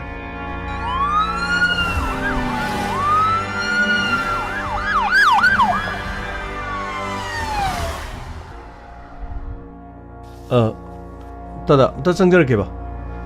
ꯀꯔꯤ ꯂꯩꯔꯦ ꯑꯩ ꯀꯔꯤꯅꯣꯅꯦ ꯊꯕꯛ ꯏꯟꯈꯥꯡ ꯁꯨꯕ ꯀꯥꯏꯁꯤ ꯅꯣꯏꯅ ꯊꯋꯥꯏ ꯌꯥꯎꯗ꯭ꯔꯕ ꯀꯩꯅꯣ ꯇꯧꯔꯤꯁꯤꯕꯣ ꯅꯣꯏꯒꯤ ꯇꯦꯕꯜꯗꯨꯅ ꯊꯕꯛ ꯏꯁꯨ ꯁꯨꯗ꯭ꯔꯕ ꯃꯤ ꯀꯔꯤꯅꯣ ꯅꯣꯏ ꯇꯧꯔꯤꯗꯨꯕꯣ ꯁꯔ ꯑꯉꯥꯡ ꯃꯁꯥ ꯉꯝꯗꯕꯒꯤꯅꯤ ꯁꯔ ꯍꯣꯏꯅꯦ ꯑꯩꯈꯣꯏ ꯁꯤꯗꯗꯤꯕ ꯁꯤꯟꯃꯤꯁꯤꯡꯁꯤꯅꯕ ꯑꯉꯥꯡ ꯃꯁꯥ ꯉꯝꯗ꯭ꯔꯦ ꯑꯉꯥꯡ ꯇꯧꯔꯦ ꯅꯨꯄꯤ ꯇꯧꯔꯦ ꯑꯁ ꯑꯗꯒꯤ ꯑꯗꯨ ꯇꯧꯔꯦ ꯃꯈꯣꯡ ꯇꯦꯛꯑꯦ ꯃꯈꯨꯠ ꯆꯨꯔꯥ ꯀꯣꯔꯣꯟ ꯇꯥꯔꯦ ꯂꯨꯍꯣꯡꯕ ꯊꯣꯛꯑꯦ ꯁꯣꯔꯥ ꯇꯥꯔꯦ ꯂꯩꯀꯥꯏꯒꯤ ꯄꯣꯌꯦꯡ ꯆꯥꯌꯦꯡ ꯂꯩꯇ꯭ꯔꯦ ꯉꯥꯏꯈꯣꯅꯦ ꯁꯤꯟꯃꯤ ꯑꯣꯏꯔꯗꯤ ꯃꯗꯨ ꯈꯔ ꯇꯣꯛꯎꯅꯦ ꯅꯣꯏꯕꯣ ꯁꯤꯟꯃꯤ ꯑꯣꯏꯕ ꯍꯥꯏꯁꯦ ꯑꯗꯨ ꯈꯔ ꯇꯣꯛꯇ꯭ꯔꯗꯤ ꯀꯗꯥꯏꯗꯒꯤ ꯄꯩꯁꯥꯅꯣꯃꯤ ꯅꯣꯏ ꯇꯥꯟꯗꯣꯔꯤꯁꯤꯕꯣ ꯑꯩ ꯅꯁꯨꯡ ꯅꯃꯥꯅ ꯃꯌꯥꯝ ꯁꯨꯔꯤꯕ ꯈꯣꯠꯂꯤꯕ ꯃꯁꯤꯗ ꯄ꯭ꯔꯥꯏꯖ ꯐꯪꯗꯅ ꯑꯩꯅ ꯊꯕꯛ ꯐꯖꯅ ꯁꯨꯕꯁꯤꯡꯗꯨ ꯔꯦꯗꯤꯑꯣ ꯇꯥꯅꯕ ꯑꯩꯅ ꯊꯕꯛ ꯁꯨꯐꯝꯗ ꯔꯦꯗꯤꯑꯣ ꯌꯥꯟꯗꯅ ꯁꯤ ꯇꯥꯟꯅꯔꯤꯁꯤꯡ ꯎꯕ꯭ꯔꯣ ꯔꯦꯗꯤꯑꯣ ꯑꯃꯃꯝ ꯑꯩꯅ ꯂꯩꯔꯤꯕꯅꯤꯅꯦ ꯐꯤꯂꯤꯞꯁꯀꯤ ꯀꯃꯥꯟꯗꯔꯗꯣ ꯂꯩꯔꯤꯕꯅꯤꯅꯦ ꯅꯣꯏꯁꯨ ꯈꯔ ꯁꯨꯗꯅ ꯊꯕꯛꯇꯨ ꯔꯦꯗꯤꯑꯣꯒꯥꯏꯗꯨ ꯐꯪꯅꯕ ꯇꯧꯅꯦ ꯍꯣꯏ ꯁꯔ ꯑꯅꯥ ꯑꯌꯦꯛ ꯌꯥꯎꯕꯁꯤꯒꯤ ꯇꯧꯕꯅꯦ ꯁꯔ ꯑꯗꯨ ꯅꯠꯇ꯭ꯔꯒꯗꯤ ꯀꯩꯁꯨ ꯅꯠꯇꯦꯗ ꯁꯔ ꯉꯝꯅꯕ ꯑꯗꯨꯝ ꯍꯣꯠꯅꯖꯒꯦ ꯑꯩꯈꯣꯏꯁꯨ ꯁꯤꯗꯒꯤꯗꯤ ꯑꯗꯨꯝ ꯑꯗꯨꯕꯨ ꯀꯔꯤꯅꯣꯅꯦ ꯀꯔꯤ ꯍꯥꯏꯅꯤꯡꯒꯦ ꯅꯪ ꯂꯥꯛꯄꯕꯣ ꯁꯔ ꯄꯩꯁꯥꯗꯨ ꯀꯣꯟꯅ ꯄꯥꯅꯔꯒ ꯈꯖꯤꯛꯇꯪꯗꯒ ꯑꯩꯁꯦ ꯗꯔꯀꯥꯔ ꯑꯣꯏꯕ ꯑꯃꯇꯪꯒ ꯂꯩꯔꯕ ꯇꯣ ꯅꯈꯣꯏ ꯁꯤꯗ ꯂꯥꯛꯏꯁꯦ ꯊꯕꯛ ꯌꯥꯝ ꯁꯨꯔꯨꯔꯦ ꯑꯗꯨ ꯇꯧꯔꯦ ꯑꯗꯥ ꯇꯧꯔꯦ ꯀꯣꯟꯅ ꯄꯩꯁꯥ ꯂꯧꯒꯦ ꯍꯥꯏꯕꯗꯤ ꯑꯝꯇ ꯌꯥꯎꯄꯣꯟꯇꯦꯕ ꯊꯕꯛꯇꯨ ꯐꯥꯎꯕ ꯁꯨꯕ ꯂꯣꯏꯗ꯭ꯔꯤ ꯍꯥꯟꯅ ꯂꯧꯁꯟꯈꯤꯕ ꯄꯩꯁꯥꯅ ꯀꯣꯛꯊꯣꯡ ꯆꯔꯨ ꯀꯣꯃꯨ ꯋꯥꯡꯉꯦ ꯄꯩ ꯂꯩꯔꯤꯗꯣ ꯅꯠꯇꯦ ꯊꯕꯛꯇꯤ ꯁꯨꯗꯦ ꯄꯩꯁా ꯄꯪꯄꯥꯝꯗ ꯄꯥꯝꯃꯤꯁꯤꯕꯨ ꯀꯔꯤ ꯇꯧꯔꯤꯒꯦ ꯅꯣꯏꯕꯣ ꯅꯠꯇꯦ ꯅꯤꯁꯥ ꯄꯨꯁꯥꯒ ꯆꯥꯁꯟꯗꯅ ꯂꯩꯕ꯭ꯔꯥ ꯇꯥꯗ ꯀꯗꯥꯏꯗꯒꯤꯅꯣꯗ ꯅꯤꯁꯥꯒꯗꯤ ꯑꯩꯈꯣꯏꯗꯤ ꯑꯃꯠꯇ ꯁꯣꯛꯆꯗꯦ ꯂꯩꯇ ꯂꯥꯏꯔꯒꯤ ꯑꯁꯨꯛ ꯋꯥꯅ ꯂꯩꯔꯀꯥꯟꯁꯤꯗꯕꯨ ꯀꯗꯥꯏꯗꯒꯤ ꯄꯩꯁꯥꯅꯣꯗ ꯌꯥꯔꯒꯗꯤ ꯈꯖꯤꯛꯇ ꯄꯤꯕꯤꯔꯒꯗꯤ ꯀꯌꯥꯅꯣꯅꯦ ꯅꯪ ꯄꯤꯌꯣ ꯍꯥꯏꯕꯕꯣ ꯌꯥꯔꯒꯗꯤ 5,000 ꯈꯛꯇ ꯂꯩꯇꯦ ꯂꯩꯇꯦ 500 400 ꯑꯗꯨ ꯑꯗꯥ ꯍꯥꯏꯕꯗꯤ ꯍꯥꯏ 5,000 3 ꯀꯥꯏꯗꯤ ꯇꯧꯔꯛꯀꯅꯨ ꯏꯕꯨꯡꯉꯣ ꯍꯥꯏ ꯁꯦ ꯄꯥꯏꯔꯣꯁꯦ ꯁꯦ 1,000 ꯁꯦ ꯄꯥꯏꯔꯣꯁꯦ ꯊꯕꯛ ꯆꯥꯡ ꯅꯥꯏꯅꯁꯨ ꯊꯕꯛꯇꯣ ꯆꯥꯡ ꯅꯥꯏꯅ ꯁꯨꯗ꯭ꯔꯗꯤꯅꯦ ꯋꯥꯔꯧꯒꯅꯨꯀꯣ ꯎꯄꯥꯏ ꯂꯩꯇꯦ ꯍꯦ ꯇꯦꯕꯜꯁꯦ ꯐꯨꯟꯗꯅ ꯂꯩꯕꯒꯤꯅꯤ ꯃꯤ ꯊꯕꯛ ꯌꯥꯎꯒꯦꯅ ꯌꯥꯝ ꯂꯩꯕꯅꯤꯀꯣ ꯐꯅꯤꯇꯥ ꯁꯤꯅꯗꯤ ꯀꯣꯟꯅꯗꯧ ꯃꯥꯟꯗꯦꯅꯦ ꯇꯧꯔꯤꯁꯤ ꯑꯁꯤꯗ ꯑꯃꯨꯛ 무rum ꯁꯣꯟꯅ ꯂꯩ ꯍꯩ ꯀꯔꯤ ꯇꯧꯔꯒꯦ ꯅꯪꯕꯨ ꯑꯗ 무rum ꯁꯣꯟ ꯂꯩꯗꯨꯕꯣ ꯇꯥꯗ ꯄꯩꯁꯥꯁꯦ ꯌꯥꯔꯦ ꯍꯌꯦꯡ ꯍꯪꯆꯤꯠ ꯈꯔ ꯁꯨꯔꯒ ꯑꯃꯨꯛ ꯂꯧꯅꯦ ꯌꯥꯔꯦꯅꯦ ꯆꯠꯂꯣꯅꯦ ꯍꯣꯏ ꯇꯥꯗ ꯇꯥꯗ ꯀꯩꯅꯣꯝꯇ ꯀꯔꯤ ꯇꯧꯔꯒꯦ ꯅꯪꯕꯨ ꯄꯩꯁꯥꯗꯣ ꯍꯥꯞꯄ ꯉꯝꯃꯔꯣꯏ ꯍꯥꯏꯕꯅꯤ ꯀꯔꯤꯒꯤꯅꯣ ꯍꯥꯏꯕ ꯅꯪꯅ ꯑꯃꯨꯛ ꯄꯩꯁꯥꯁꯨ ꯅꯪꯒꯤ ꯇꯣꯟꯕꯗꯣ ꯑꯃꯨꯛ ꯊꯧꯔꯦ ꯑꯩ ꯉꯝꯃꯣꯏꯀꯣ ꯑꯗꯨꯃꯥꯏꯅ ꯇꯧꯁꯜꯂꯗꯤꯅꯦ ꯑꯩ ꯉꯝꯃꯣꯏ ꯍꯥꯏꯁꯤನಿ ꯅꯄꯥꯡꯒꯟ ꯐꯔꯤꯗꯣ ꯊꯕꯛꯇꯤ ꯁꯨꯒꯦꯗꯤ ꯂꯩꯇꯦ ꯑꯗꯨꯒ ꯄꯩꯁꯥꯅ ꯄꯥꯝꯃꯤꯕ ꯀꯔꯤꯅꯣ ꯊꯕꯛ ꯑꯗꯨꯝ ꯁꯨ ꯈꯔ ꯌꯥꯝꯅ ꯁꯨꯖꯜꯂꯒ ꯑꯗꯨꯝ ꯂꯧꯕ ꯌꯥꯗ꯭ꯔꯣ ꯅꯠꯇꯦ ꯄꯩꯁꯥꯗꯣ ꯍꯥꯟꯅ ꯂꯧꯁꯜꯂꯗꯤ ꯊꯕꯛꯇꯨ ꯁꯨꯅꯤꯡꯉꯔꯣꯏ ꯃꯤ ꯑꯗꯩꯗꯤ ꯍꯌꯦꯡ ꯍꯪꯆꯤꯠ ꯑꯗꯨ ꯇꯧꯔꯦ ꯑꯗꯥ ꯇꯧꯔꯦ ꯌꯨꯝꯗ ꯃꯤ ꯅꯥꯔꯦ ꯑꯗꯨ ꯇꯧꯔꯦ ꯌꯥꯔꯣꯏꯕ ꯁꯦ ꯑꯗꯨꯒꯤ ꯅꯠꯇꯦ ꯇꯥꯗ ꯉꯔꯥꯡ ꯅꯍꯥꯟ ꯀꯔꯤꯅꯣ ꯄꯨꯂꯤꯁꯀ ꯌꯥꯝ ꯂꯥꯛꯇꯅꯒ ꯇꯧꯔꯤꯗꯨꯕꯨ ꯑꯩꯈꯣꯏ ꯁꯤꯗ ꯀꯔꯤ ꯇꯧꯕ ꯌꯥꯎꯒꯦ ꯇꯥꯗ ꯅꯣꯏ ꯀꯔꯤꯝ ꯇꯥꯗ꯭ꯔꯣ ꯁꯤꯗ ꯊꯕꯛ ꯁꯨꯔꯝꯕ ꯇꯣꯝꯆꯧꯗꯣ ꯅꯨꯡꯙꯪꯅ ꯊꯥꯔꯒ ꯂꯝꯕꯤꯗ ꯍꯥꯠꯂꯝꯃꯤꯗꯨꯗꯤ ꯀꯅꯥꯅ ꯍꯥꯏꯅꯦ ꯀꯅꯥꯅ ꯑꯗꯨ ꯈꯪꯉꯗꯤ ꯑꯩꯅ ꯄꯨꯂꯤꯁꯇ ꯀꯣ ꯍꯥꯏꯔꯣꯏꯗ꯭ꯔꯣ ꯑꯩꯅ ꯄꯨꯂꯤꯁꯇ ꯍꯥꯏꯔꯗꯤ ꯃꯔꯥ ꯂꯩꯕꯗꯨ ꯀꯣꯛ ꯐꯥꯅꯤꯗꯅ ꯃꯁꯤꯗꯤ ꯑꯗꯨ ꯇꯥꯗ ꯃꯤꯅ ꯆꯤꯡꯒꯣꯟꯁꯤꯗ ꯁꯤꯔꯒ ꯆꯤꯀꯣꯟꯁꯤꯗ ꯂꯥꯛꯑ ꯍꯪꯉꯤꯗꯨꯕꯨ ꯀꯔꯤꯒꯤꯅꯣ ꯇꯥꯗ ꯑꯗꯨꯕꯨ 이헤 ꯑꯗꯨꯗꯤ ꯅꯪ ꯄꯨꯂꯤꯁꯇ ꯆꯠꯂ ꯍꯪꯉꯨꯔꯣ ꯀꯣ ꯊꯕꯛꯁꯨ ꯁꯨꯗꯦ ꯃꯁꯤ ꯋꯥꯍꯪ ꯄꯥꯎꯍꯪꯗꯅ ꯁꯤꯗ ꯍꯪꯉꯤꯗꯣ ꯏꯕꯨꯡꯉꯣ ꯁꯤꯗꯒꯤ ꯄꯪꯂꯥꯞ ꯂꯥꯞꯅꯕ ꯅꯠꯇꯦꯅꯦ ꯅꯣꯏ ꯁꯤꯗꯒꯤ ꯊꯕꯛ ꯁꯨꯕ ꯌꯥꯎꯏ ꯍꯥꯏ ꯊꯕꯛ ꯁꯨꯕ ꯌꯥꯎꯕꯗꯨ ꯃꯥꯒ ꯀꯅꯥ ꯈꯟꯅꯩ ꯃꯥꯒ ꯀꯅꯥ ꯅꯤꯡꯉꯥꯏ ꯁꯪꯗꯥꯟꯅꯩ ꯑꯗꯨ ꯍꯪꯕ ꯂꯥꯛꯏꯕꯅꯤꯅꯦ ꯑꯗꯨꯗꯤ ꯇꯥꯗꯨꯗꯤ ꯀꯔꯤ ꯈꯨꯝꯕꯤꯈ꯭ꯔꯕ ꯑꯩꯗꯤ ꯀꯔꯤ ꯈꯨꯝꯃꯨꯅꯦꯒꯦ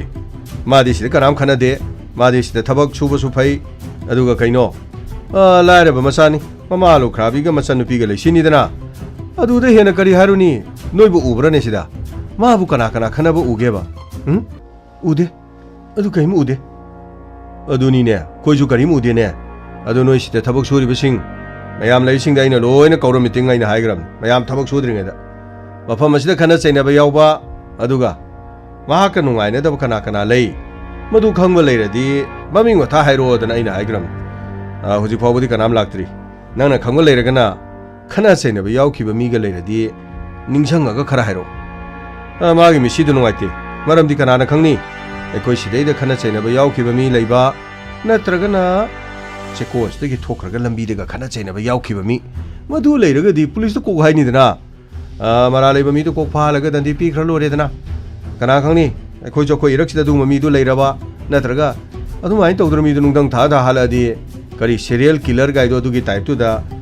ꯃꯄꯥꯟ ꯂꯝꯗꯒ ꯌꯥꯝ ꯇꯧꯕ ꯑꯗꯨꯃꯥꯏꯅ ꯑꯩꯈꯣꯏꯁꯨ ꯂꯩꯔꯛꯁꯤꯗ ꯊꯕꯛ ꯆꯠꯈꯤꯕꯉꯩꯗꯨ ꯃꯌꯨꯝ ꯆꯠꯄꯗ ꯁ꯭ꯋꯥꯏꯗ ꯆꯤꯡꯒꯣꯟꯁꯤꯗ ꯅꯨꯡꯗꯪꯅ ꯊꯣꯝꯗꯅ ꯅꯨꯡꯗꯪ ꯊꯣꯝꯕꯤꯅ ꯑꯃ ꯊꯣꯛꯂꯛꯑꯣ ꯀꯝꯗꯧꯅꯤ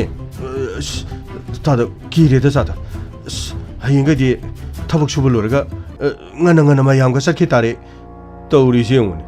ꯍꯩ ꯁꯦ ꯋꯥꯊꯤ ꯋꯥꯔꯦꯝ ꯉꯥꯡꯗꯅ ꯇꯧ ꯂꯩꯅꯨ ꯊꯕꯛ ꯁꯨꯕ ꯂꯥꯛꯎ ꯊꯕꯛꯇꯣ ꯐꯖ ꯁꯨꯕ ꯂꯥꯛꯎꯀꯣ ꯐꯅꯤ ꯇꯥꯗ ꯐꯅꯤ ꯑꯁ ꯀꯤꯔꯦꯗ ꯑꯁ ꯕꯦꯔꯥꯅꯤ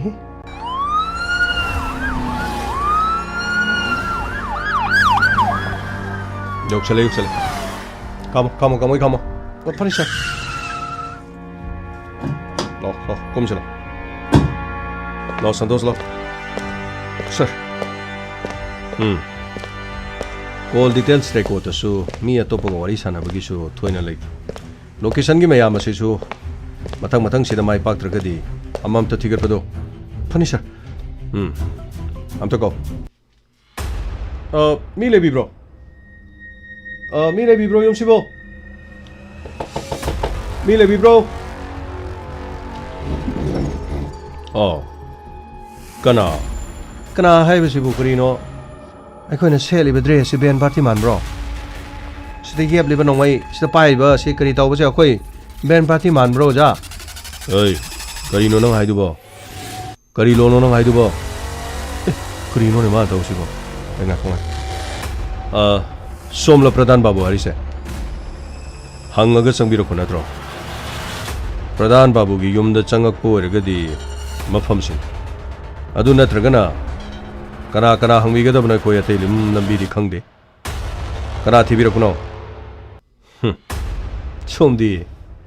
ꯑꯣꯟꯊꯣꯛꯅ ꯌꯥꯝꯅ ꯇꯥꯈꯠꯅ ꯂꯩꯕꯤꯔꯝꯃꯦꯗ ꯊꯤꯔꯛꯂꯤꯕꯁꯤꯒ ꯂꯥꯛꯂꯤꯕ ꯀꯦꯁꯁꯤꯒ ꯂꯩꯔꯝꯂꯤꯕ ꯐꯤꯕꯝ ꯑꯁꯤꯒ ꯍꯣꯏ ꯑꯃꯨꯛꯇ ꯉꯥꯏ ꯊꯕꯛꯁꯤ ꯈꯔ ꯆꯤꯜꯂꯤ ꯑꯩꯈꯣꯏ ꯀꯣ ꯀꯔꯤ ꯇꯧꯕ ꯂꯥꯛꯄꯅꯣ ꯀꯅꯥ ꯍꯪꯕꯅꯣ ꯀꯔꯤ ꯃꯇꯥꯡꯅꯣ ꯑꯩꯈꯣꯏꯗꯤ ꯄꯨꯂꯤꯁ ꯀꯧꯈꯤꯕ ꯂꯩꯇꯦꯀꯣ ꯑꯗꯨꯒꯤꯅꯤ ꯍꯥꯏꯔꯤꯁꯤ ꯀꯩꯅꯣꯝꯇ ꯍꯥꯏꯖꯒꯦ ꯄ꯭ꯔꯙꯥꯟ ꯕꯥꯕꯨ ꯃꯤꯍꯥꯠ ꯑꯃꯒꯤ ꯃꯇꯥꯡꯗ ꯑꯗꯣꯝ ꯁꯦꯟꯅꯕꯒꯤ ꯋꯥꯍꯪ ꯄꯥꯎꯒꯦꯅ ꯂꯥꯛꯄꯅꯤ ꯀꯔꯤ ꯑꯩꯗꯤ ꯀꯔꯤꯒꯤ ꯀꯔꯝꯕ ꯃꯤꯍꯥꯠ ꯋꯥꯗꯣ ꯆꯨꯝꯅ ꯐꯖꯕ ꯈꯨꯝꯕꯤ ꯑꯩꯈꯣꯏꯗ ꯀꯔꯤ ꯀꯊꯥꯏꯅꯕ ꯑꯃꯗꯤ ꯎꯁꯤꯠꯇꯕ ꯇꯧꯕꯤꯔꯛꯀꯅꯤ ꯑꯩꯈꯣꯏꯅ ꯂꯥꯛꯏꯁꯦ ꯗ꯭ꯌꯨꯇꯤꯅꯤ ꯑꯣꯟ ꯗ꯭ꯌꯨꯇꯤꯗ ꯂꯩꯕ ꯑꯣꯐꯤꯁꯥꯔ ꯑꯃꯗ ꯎꯁꯤꯠ ꯊꯑꯣꯏꯗꯕ ꯇꯧꯔꯕꯗꯤ ꯑꯥꯏꯟꯒꯤ ꯆꯞ ꯆꯥꯕ ꯆꯩꯔꯥꯛ ꯒ꯭ꯌꯥꯟ ꯇꯥꯕ꯭ꯔꯥ ꯑꯗꯨꯒꯅꯦ ꯑꯗꯣꯝ ꯑꯩ ꯄꯣꯏꯟꯗ ꯂꯥꯛꯆꯒꯦ ꯇꯣꯝꯆꯧ ꯈꯪꯕꯤꯕ꯭ꯔꯥ ꯇꯣꯝꯆꯧꯗꯤ ꯀꯅꯥ ꯑꯩ ꯈꯪꯗꯦ ꯇꯣꯝꯆꯧ ꯈꯪꯗꯦꯅꯦ ꯑꯩꯗꯤ ꯏꯕꯣ ꯌꯥꯃꯣ ꯇꯣꯝꯆꯧ ꯍꯥꯏꯁꯤꯕꯨ ꯀꯅꯥꯅꯣ ꯌꯥꯃꯣ ꯇꯣꯝꯆꯧ ꯑꯁꯤ ꯃꯤ ꯃꯃꯤꯡꯗꯤ ꯑꯋꯥꯡ ꯂꯩꯀꯥꯏ ꯇꯣꯝꯆꯧ ꯃꯈꯥ ꯂꯩꯀꯥꯏ ꯇꯣꯝꯆꯧ ꯃꯅꯤꯡꯗꯁꯨ ꯆꯤꯡꯌꯥꯒꯤ ꯇꯣꯝꯆꯧ ꯌꯥꯔꯦ ꯇꯣꯝꯆꯧ ꯈꯪꯗ꯭ꯔꯕꯅꯤꯅ ꯏꯆꯥꯅꯨꯄꯤ ꯀꯧꯊꯣꯛꯄꯤꯔꯣ ꯀꯔꯤ ꯏꯆꯥꯅꯨꯄꯤꯗꯤ ꯀꯔꯤꯒꯤ ꯅꯆꯥꯅꯨꯄꯤ ꯀꯨꯟꯖꯔꯥꯅꯤ ꯀꯧꯊꯣꯛꯄꯤꯔꯣ ꯑꯗꯨꯒ ꯀꯨꯟꯖꯔꯥꯅꯤꯗ ꯇꯣꯝꯆꯧ ꯀꯅꯥꯅꯣ ꯍꯥꯏꯕꯗꯣ ꯍꯪꯒꯦ ꯃꯥ ꯑꯝꯇ ꯀꯧꯊꯣꯔꯛꯑꯣ ꯉꯥꯛꯄꯤꯒꯅꯤ ꯏꯆꯥꯅꯨꯄꯤꯗꯤ ꯃꯁꯥ ꯉꯝꯗꯕꯗꯒꯤ ꯂꯥꯏꯀꯠꯅꯗꯨꯅ ꯍꯣꯁꯄꯤꯇꯥꯜꯗ ꯂꯩ ꯋꯥꯠ ꯃꯍꯥꯛ ꯍꯣꯁꯄꯤꯇꯥꯜꯗ ꯂꯩ ꯍꯥꯏꯕ ꯀꯔꯤ ꯃꯁꯥ ꯉꯝꯗꯕ ꯃꯁꯤ ꯑꯩꯈꯣꯏ ꯏꯃꯨꯡ ꯃꯅꯨꯡꯒꯤ ꯋꯥꯅꯤ ꯇꯣꯝꯆꯧꯒꯤ ꯃꯤꯁꯤꯒ ꯏꯆꯥꯅꯨꯄꯤ ꯅꯥꯕꯒ ꯀꯔꯤꯒꯨꯝꯕ ꯃꯔꯤ ꯂꯩꯅꯗꯦ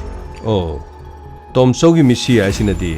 ꯇꯣꯝꯆꯧ ꯈꯪꯗꯦ ꯍꯥꯏꯔꯒ ꯇꯣꯝꯆꯧꯒꯤ ꯃꯤꯁꯤꯗꯤ ꯄꯜꯂꯤꯅꯤ ꯑꯗꯨꯅꯗꯤ ꯑꯗꯣꯝ ꯏꯆꯥꯅꯨꯄꯤ ꯀꯨꯟꯖꯔꯥꯅꯤꯒ ꯇꯣꯝꯆꯧꯒ ꯃꯔꯤ ꯂꯩꯅꯩ ꯍꯥꯏꯕꯁꯤꯗꯤ ꯑꯗꯣꯝ ꯈꯪꯕꯤꯕ꯭ꯔꯥ ꯏꯟꯁꯄꯦꯛꯇꯔ ꯑꯩꯒꯤ ꯏꯆꯥꯅꯨꯄꯤ ꯂꯨꯍꯣꯡꯗ꯭ꯔꯤ ꯏꯆꯥꯅꯨꯄꯤ ꯂꯩꯁꯥꯕꯤ ꯑꯃꯒꯤ ꯃꯄꯥꯗ ꯂꯨꯍꯣꯡꯗ꯭ꯔꯤꯕꯤ ꯅꯨꯄꯤ ꯑꯃꯒꯤ ꯃꯄꯥꯗ ꯑꯇꯣꯞꯄ ꯅꯨꯄꯥꯒꯤ ꯃꯃꯤꯡ ꯍꯪꯕꯁꯤꯕꯨ ꯃꯈꯣꯏ ꯈꯪꯅꯔꯝꯕ ꯌꯥꯏ ꯆꯥꯟꯅꯔꯝꯕ ꯌꯥꯏ ꯃꯗꯨ ꯑꯩꯒ ꯃꯔꯤ ꯂꯩꯅꯗꯦ ꯃꯗꯨ ꯑꯩꯈꯣꯏꯒꯤ ꯙꯔꯃꯗ ꯑꯩꯈꯣꯏꯒꯤ ꯆꯠꯅꯕꯤꯗ ꯂꯩꯁꯨ ꯂꯩꯇꯦ ꯑꯣ ꯌꯥꯝꯅ ꯁꯤꯡꯕꯒꯤ ꯋꯥꯅꯤ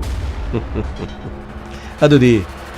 ꯑꯗꯣꯝꯕꯨ ꯐꯥꯔꯒ ꯋꯥꯍꯪ ꯄꯥꯎꯍꯪꯅꯅꯕꯒꯤꯗꯃꯛ ꯀꯣꯔꯠꯇꯒꯤ ꯑꯣꯔꯗꯔ ꯄꯨꯔꯛꯁꯤꯅꯤꯅꯦ ꯅꯠꯇ꯭ꯔꯣ ꯑꯦꯔꯦꯁ ꯋꯥꯔꯦꯟꯠ ꯑꯦꯔꯦꯁ ꯃꯦꯃꯣ ꯅꯈꯣꯏꯗ ꯄꯤꯔꯝꯂꯒ ꯀꯦꯁ ꯑꯗꯨꯒꯤ ꯃꯊꯛꯇ 302 ꯃꯤ ꯍꯥꯠꯄꯒꯤ IPCꯒꯤ ꯁꯦꯛꯁꯟ ꯑꯗꯨꯒꯤ ꯃꯈꯥꯗ ꯆꯤꯡꯅꯕ ꯑꯗꯨꯒ ꯃꯤꯍꯥꯠ ꯑꯗꯨꯕꯨ ꯂꯧꯇꯨꯅꯅꯕ ꯅꯠꯇ꯭ꯔꯒ ꯂꯣꯠꯁꯤꯟꯕ ꯌꯥꯎꯕꯒꯤꯗꯃꯛ ꯅꯪꯒꯤ ꯅꯊꯛꯇ ꯇꯣꯉꯥꯟꯕ ꯀꯦꯁ ꯄꯥꯟꯁꯤꯜꯂꯒ ꯅꯍꯥꯛꯄꯨ ꯐꯥꯔꯒ ꯀꯁꯇꯗꯤꯒꯤ ꯃꯅꯨꯡꯗ ꯊꯥꯔꯠ ꯗꯤꯒ꯭ꯔꯤ ꯃꯦꯊꯣꯗ ꯁꯤꯖꯤꯟꯅꯔꯒ ꯋꯥꯍꯪ ꯄꯥꯎꯍꯪꯕꯗ ꯃꯗꯨꯅꯤꯅꯦ ꯅꯪ ꯉꯥꯏꯔꯤꯁꯦ ꯏꯟꯁꯄꯦꯛꯇꯔ ꯑꯩꯅ ꯆꯥꯎꯊꯣꯛꯅ ꯍꯥꯏꯔꯤ ꯑꯩ ꯃꯤ ꯍꯥꯠꯈꯤꯕ ꯂꯩꯇꯦ ꯑꯩ ꯃꯤꯁꯨ ꯍꯥꯠꯂꯣꯏ ꯅꯈꯣꯏꯅ ꯑꯩꯕꯨ ꯎꯔꯤꯕꯗꯣ ꯌꯥꯝꯅ ꯂꯥꯜꯂꯦ ꯑꯗꯨꯔꯕꯗꯤ ꯑꯩꯈꯣꯏꯗ ꯀooperation ꯄꯤꯗꯕ ꯃꯔꯝ ꯀꯔꯤꯒꯤꯅꯣ ꯑꯗꯣꯝꯒꯤ ꯏꯆꯥꯅꯨꯄꯤ ꯀꯔꯤꯒꯤꯗꯃꯛꯇ ꯍꯣꯁꯄꯤꯇꯥꯜꯗ ꯂꯩꯕꯅꯣ ꯃꯗꯣ ꯃꯍꯥꯛ ꯃꯁꯥ ꯅꯨꯡꯉꯥꯏꯔꯛꯇꯕꯗꯒꯤ ꯂꯥꯌꯦꯡꯅꯅꯕꯒꯤꯗꯃꯛ ꯍꯣꯁꯄꯤꯇꯥꯜꯗ ꯂꯩꯕꯅꯤ ꯐꯔꯦ ꯑꯗꯨꯗꯤ ꯑꯗꯣꯝꯅ ꯑꯩꯈꯣꯏꯗ ꯅꯤꯡꯊꯤꯖꯅ ꯀooperation ꯄꯤꯕꯤꯗ꯭ꯔꯕꯅꯤꯅ ꯀꯣꯔꯠꯀꯤ ꯆꯦ ꯄꯨꯔꯒ ꯑꯃꯨꯛ ꯊꯣꯡꯖꯤꯟ ꯑꯁꯤꯗ ꯊꯤꯟꯕ ꯇꯥꯛꯄ ꯇꯥꯔꯦ ꯃꯇꯝ ꯑꯗꯨꯗꯗꯤ ꯑꯗꯣꯝ ꯏꯟꯁꯄꯦꯛꯇꯔ ꯑꯆꯨꯝꯕ ꯃꯤ ꯍꯥꯠꯄ ꯄꯨꯊꯣꯛꯄꯤꯌꯨ ꯃꯔꯥꯜ ꯂꯩꯇꯕ ꯃꯤꯗ ꯃꯤ ꯍꯥꯠꯄꯅꯤ ꯍꯥꯏꯗꯨꯅ ꯃꯔꯥꯜ ꯁꯤꯕꯒꯤ ꯆꯠꯅꯕꯤ ꯇꯧꯕꯤꯒꯅꯨ ꯈꯨꯠꯇ ꯈꯨꯠꯂꯥꯏ ꯄꯥꯏꯔꯦ ꯍꯥꯏꯗꯨꯅ ꯇꯧꯕ ꯉꯝꯃꯤ ꯍꯥꯏꯗꯨꯅ ꯄꯨꯡꯇꯧꯁꯨ ꯇꯧꯕꯤꯒꯅꯨꯗ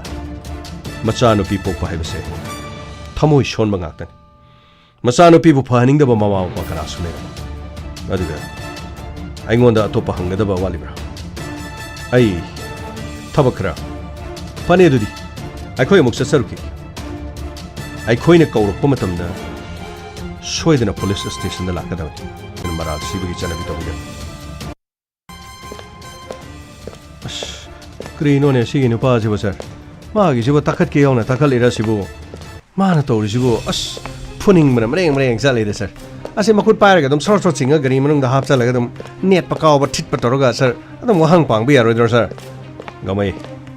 ꯃꯗꯨ ꯌꯥꯕ ꯅꯠꯇꯦ ꯑꯩꯈꯣꯏꯅ ꯃꯤꯑꯣꯏꯕꯒꯤ ꯍꯛꯄꯨ ꯈꯣꯡꯒꯥꯎꯅꯕ ꯌꯥꯗꯦ ꯑꯩꯈꯣꯏ ꯄꯨꯂꯤꯁꯅ ꯍꯥꯏꯗꯨꯅ ꯇꯧꯅꯤꯡꯕ ꯇꯧꯕ ꯌꯥꯗꯦ ꯃꯥꯅ ꯍꯥꯏꯔꯛꯂꯤꯕꯁꯦ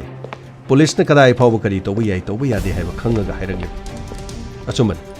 ꯑꯩꯈꯣꯏꯅ ꯃꯤ ꯑꯃꯕꯨ ꯆꯤꯡꯅꯩ ꯍꯥꯏꯗꯨꯅ ꯃꯍꯥꯛꯄꯨ ꯍꯦꯛꯇ ꯐꯥꯔꯒ ꯍꯦꯛꯇ ꯄꯨꯕ ꯌꯥꯕ ꯅꯠꯇꯦ ꯀꯣꯔꯠꯀꯤ ꯑꯌꯥꯕ ꯂꯧꯒꯗꯕ ꯀꯣꯔꯠꯇꯒꯤ ꯑꯌꯥꯕ ꯂꯧꯔꯕ ꯃꯇꯨꯡꯗ ꯀꯦꯁ ꯑꯁꯤ ꯀꯔꯤ ꯃꯔꯤ ꯂꯩꯅꯕꯒꯦ ꯃꯍꯥꯛꯄꯨ ꯐꯥꯕ ꯌꯥꯕ꯭ꯔꯥ ꯌꯥꯗꯕ꯭ꯔꯥ ꯍꯥꯏꯕꯗꯨꯒꯤ ꯃꯔꯤ ꯆꯞ ꯆꯥꯕ ꯃꯗꯨ ꯄꯨꯊꯣꯛꯂꯕ ꯃꯇꯨꯡꯗ ꯃꯉꯣꯟꯗ ꯃꯍꯥꯛꯄꯨ ꯐꯥꯕ ꯌꯥꯕꯒꯤ ꯆꯦꯗꯣ ꯋꯥꯔꯦꯟ ꯏꯁꯨ ꯎꯠꯂꯕ ꯃꯇꯨꯡꯗ ꯃꯍꯥꯛꯄꯨ ꯑꯩꯈꯣꯏꯅ ꯄꯨꯕ ꯌꯥꯏ ꯃꯍꯥꯛ ꯑꯔꯥꯏꯕ ꯃꯤ ꯑꯣꯏꯔꯝ ꯁꯦꯜ ꯄꯥꯏꯕ ꯃꯤꯅꯤ ꯑꯗꯨꯅ ꯃꯍꯥꯛꯀꯤ ꯑꯈꯟꯅꯕ ꯇꯣꯉꯥꯟꯅ ꯎꯀꯤꯜ ꯅꯦꯛꯇꯨꯅ ꯊꯝꯃꯝꯕꯁꯨ ꯌꯥꯏ ꯃꯁꯤꯒꯤ ꯃꯈꯥꯗ ꯃꯉꯣꯟꯗ ꯑꯩꯈꯣꯏꯅ ꯆꯦ ꯊꯥꯔꯨꯔꯕꯁꯨ ꯁꯣꯏꯗꯅ ꯃꯍꯥꯛ ꯂꯥꯛꯇ꯭ꯔꯤꯉꯩꯗ ꯎꯀꯤꯜ ꯍꯥꯟꯅ ꯂꯥꯛꯄ ꯍꯥꯏꯕꯁꯦ ꯁꯣꯏꯗ꯭ꯔꯕ ꯃꯗꯨ ꯅꯠꯇ꯭ꯔꯒꯅ ꯎꯀꯤꯜ ꯄꯨꯔꯒ ꯄꯨꯟꯅ ꯂꯥꯛꯃꯤꯟꯅꯕꯅꯤ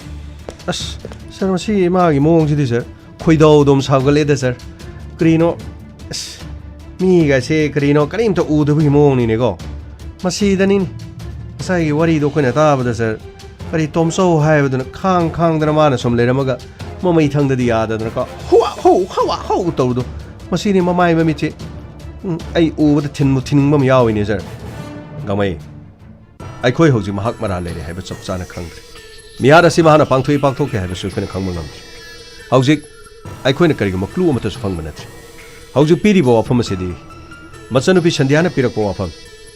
ꯃꯕꯨꯡꯒ ꯈꯟꯅ ꯆꯩꯅꯈꯤꯕ ꯊꯧꯗꯣꯛ ꯑꯃ ꯂꯩꯕꯅꯤꯅ ꯊꯣꯛꯂꯤꯕ ꯊꯧꯗꯣꯛ ꯑꯁꯤ ꯍꯥꯏꯔꯤꯕ ꯃꯤꯑꯣꯏ ꯑꯁꯤꯅ ꯃꯥꯜꯂꯤ ꯍꯥꯏꯕꯒꯤ ꯋꯥꯐꯝꯅꯤ ꯑꯩꯈꯣꯏꯅ ꯂꯩꯔꯤꯁꯤꯁꯨ ꯈ꯭ꯋꯥꯏꯗꯒꯤ ꯂꯨꯔꯤꯗꯤ ꯍꯣꯁꯄꯤꯇꯥꯜꯗ ꯆꯠꯂꯒ ꯀꯨꯟꯖꯔꯥꯅꯤ ꯀꯔꯤꯒꯤꯗꯃꯛꯇ ꯍꯣꯁꯄꯤꯇꯥꯜꯗ ꯂꯩꯔꯤꯕꯅꯤ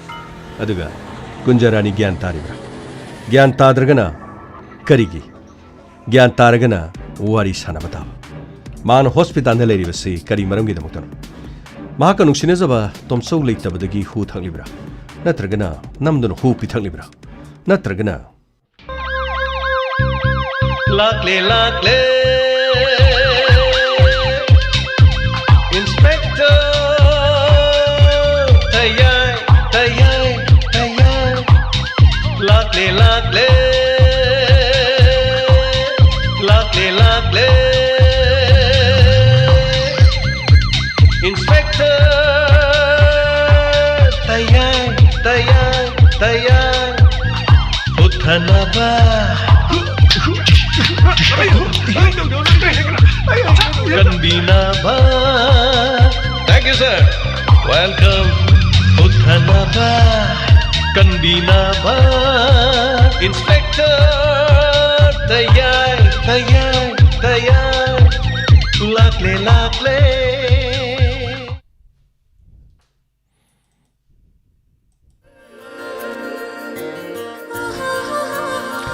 하나는 다그치링 아세기 인스펙터 때야이 아테잉 와우드 타비리바 미안빠나 막 로이나나 아세기 땅가 아세 타비르 가동이 토모이데 카리 파우비바게 피드백 아마데 코멘 크라파자바기 탄자도 아물록즈기 로이나나 아세기 버데 타리바 싱데 야이파망골 피미나시 아도마동기 버데 타락고 마탐다수 미안빠나 막 위스피나 나바기 셈사다노 레이저리 아수기 암크라바 미안나 피락파 위스 Anana thagachari nasigisu birthday tariba singi lautoksagi Bem Khangembam daughter of K.S. Foni and K.S. Sorojini Naurem Thong many happy returns of the day nungairaba adongi ipongnoveda sigidama yaifa mangol pijari C.S. Alzeta Maring daughter of Laikhamcha Maring Dangsawa Tongmaining Maring, Khunbi Village, Tengnoupal District. So many happy returns of the day. Nuksiraba asigi chalanigi mapong nometa sige damak. Taibang mapugi mafam na domadongi punsi nungsang banijari may sing nungsit kodong tiba po namagtagi taibang mapuni shore ng auto pibushanu loina na. Tulad tarba singi mateng pangmangamba Palayang pantawgi siba matumlom na tawang amo oirasunu hani shore gi mafam na Nizari hanana thagachari thank you so much asigu manubit asi masing lang am dani mong manung pangtok minaba pangbangam ba oibiu haina su shorgim form da nizari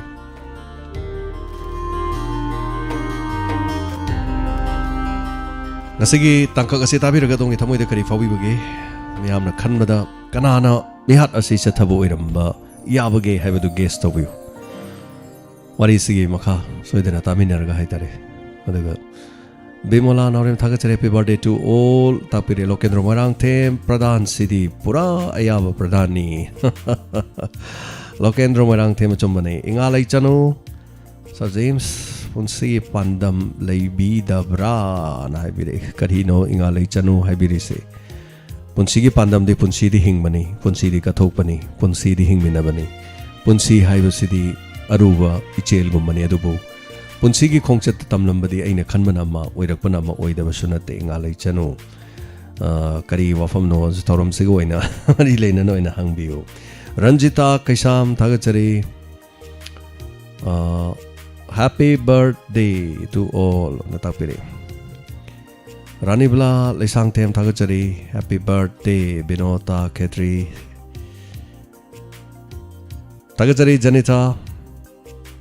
Happy birthday to all Tapire Kokai like Tongbam. Happy birthday Tapire Sini. Aigi marumapang mi kun mga tara mga happy birthday na hais. Diamond Radio ki family di or mi lising kaya na happy birthday hari bani maside nungai basi kari lady. Sale shooting daba hai tare ne. Thank you so much aduga bem kangembam injang ahoba sajare. Thank you so much. Tampasana Ras Kumari Thagachari happy birthday to all Takpiri so Suraj Kumar comment him many happy returns of the day Saubi Hizam Thagachari sir ngasi di kappasu nokpasu action su loina fazei na Takpiri Saubi Hizam awabani haitare loina maksi amukta de yauhun ba hayeng si Quite the kikari hani, quite the kitchen, buzzing in Manung, quite the kitchen, Manumit Amni Haitari, Haying in the mid Kutsinze.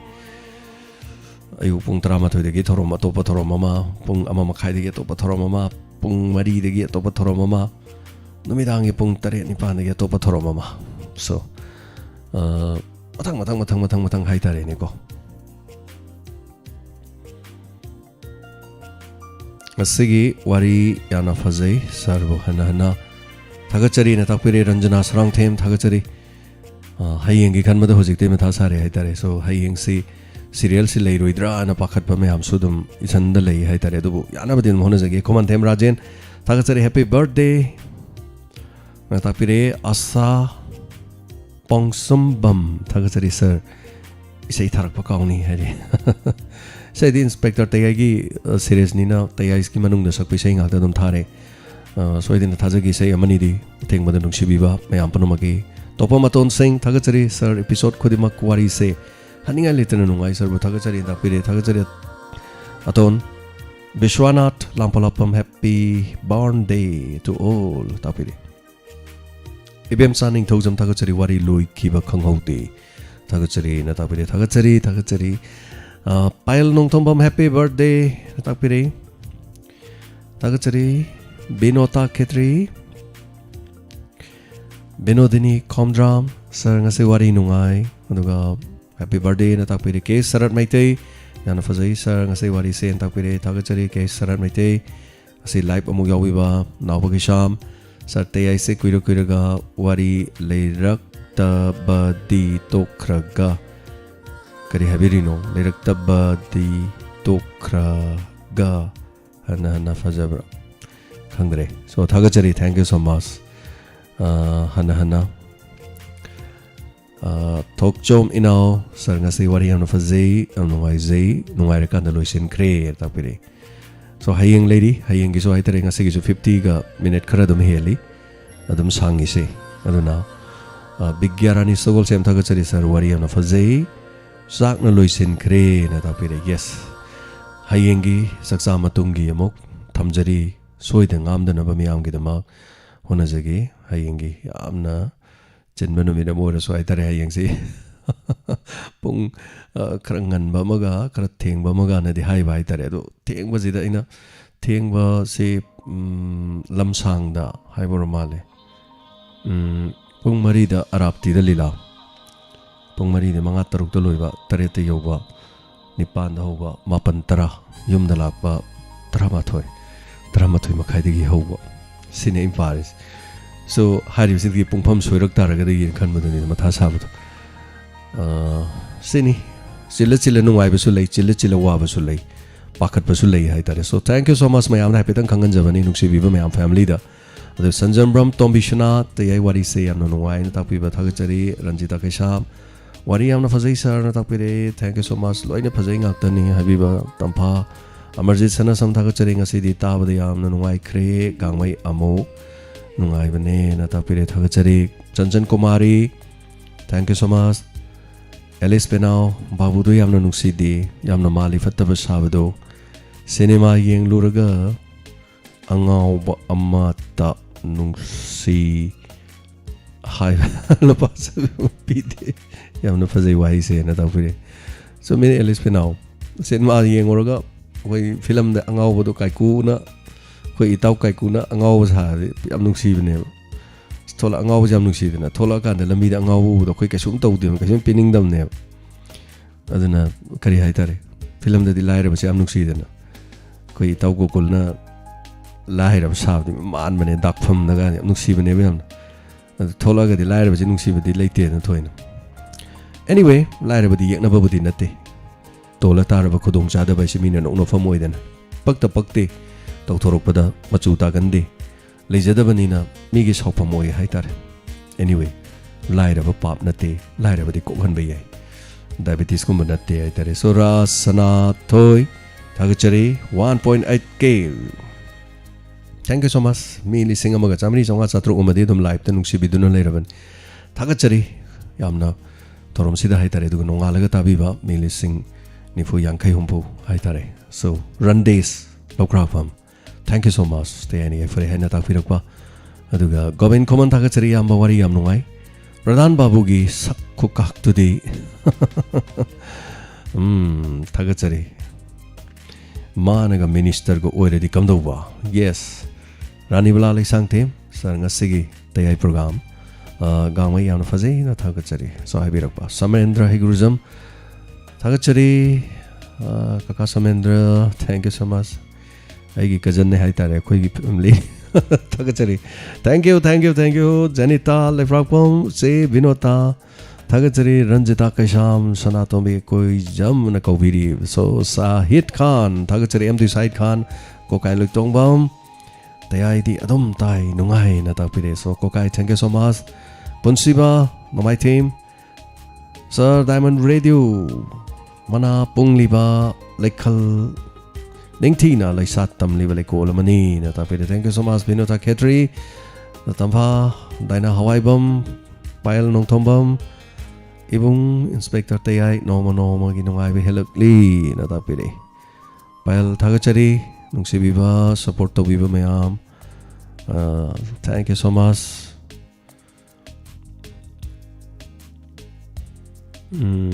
thagachari Gobin once again ngasi birthday tari basing ya pamangolong pibirokpa devla ning thogjam wari phajai ngasi ina khunbana laire babu hantana khanbagi na tapire so ina khunba laire ba pap nate laire ba du thabak suruga adum tengdang hai tare ne laire bi wari sidi yam wa na hori hai tare ko yam wa hori but so honor ga di dum hai tare ne ko laibak chumagadi aduga thank you so much konsam bimola bem chaning thogjam ranjita panamak thagachari komantem rajen sei wina thajarage yam sangna pajaroi aduga ibiri basing ayam basuming loina hanjille thank you so much bem khange bam thank you da jem stay su nungai ngasiri mayam su thagachari wish pibirokpagi haina tambire so thagachari suresh kumar komantem babu se paraga amata gangmai gi khofu du da ya na tawradi na chapiragi ko so mayam panama kano ibiraksi akhoi gi isai manung da hai tare ne ko adongi comment sing pibiraksi habining ba karigum leirabas khudol tamjage inspector tayai gi ngasi no mani ni tharu drabisin satya ningombongi mayekta Binod Kumar Sharma na music oiba Yening Hulakli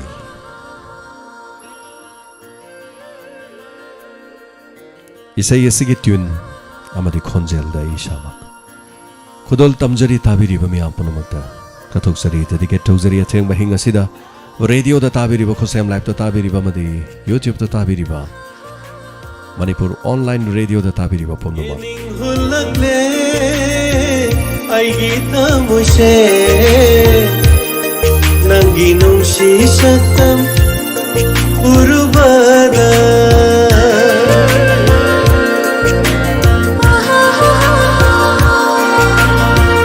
yening hulakle ai gita muse nangi nungsi satam urubada tapthabang hamlaktare aigi pukningse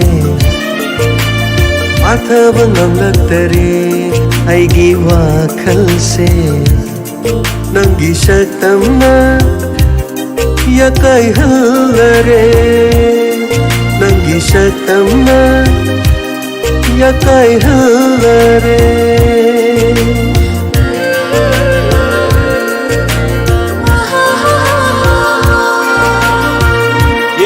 hulakle aigi thamuse nangi nungsi satam urubada nangi nungsi satam urubada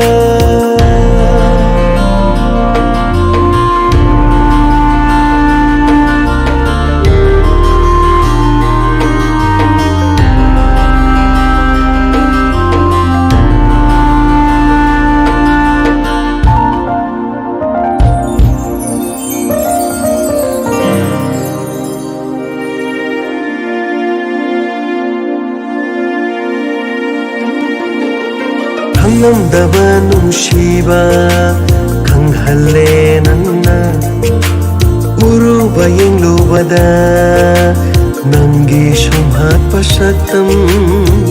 aigi tawaingbana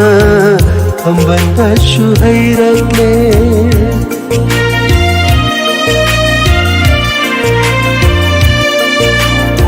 Namdaba nungsiba khanghalle nangna uruba yenglubada nangi sumhat pasatam aigi tawaingbana ambanda suhairakle miku amatashu kauba ngamdare miku amatashu kauba ngamdare nangbu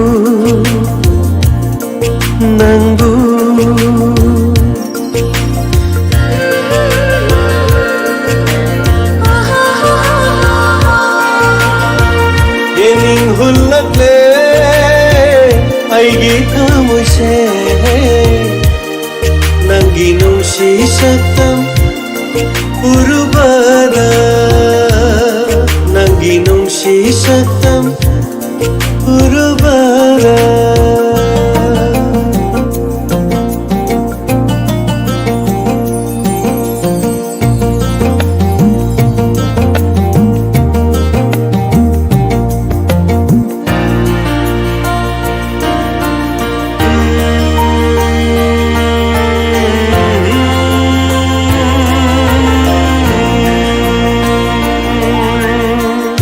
Bamalang syahuna unak pada Nungsi irikna jothalle aigi hakjang se Nangi athang amabu pangnaba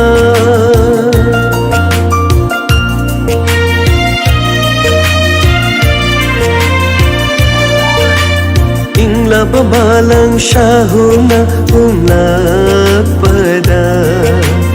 Nungsi irikna jothalle aigi hakjang se Nangi athang amabu pangnaba Amoy isi thoktuna pirage nafamda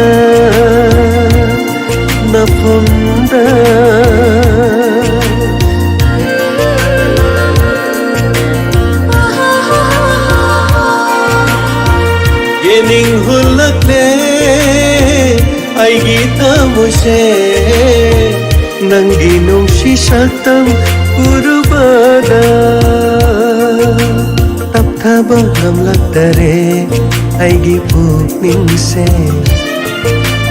ꯄꯥꯊꯕ ꯉꯝꯂꯛꯇꯔꯦ ꯑꯩꯒꯤ ꯋꯥꯈꯜꯁꯦ ꯅꯪꯒꯤ ꯁꯛꯇꯝꯅ ꯌꯥꯀꯥꯏꯍꯜꯂꯔꯦ ꯅꯪꯒꯤ ꯁꯛꯇꯝꯅ ꯌꯥꯀꯥꯏꯍꯜꯂꯔꯦ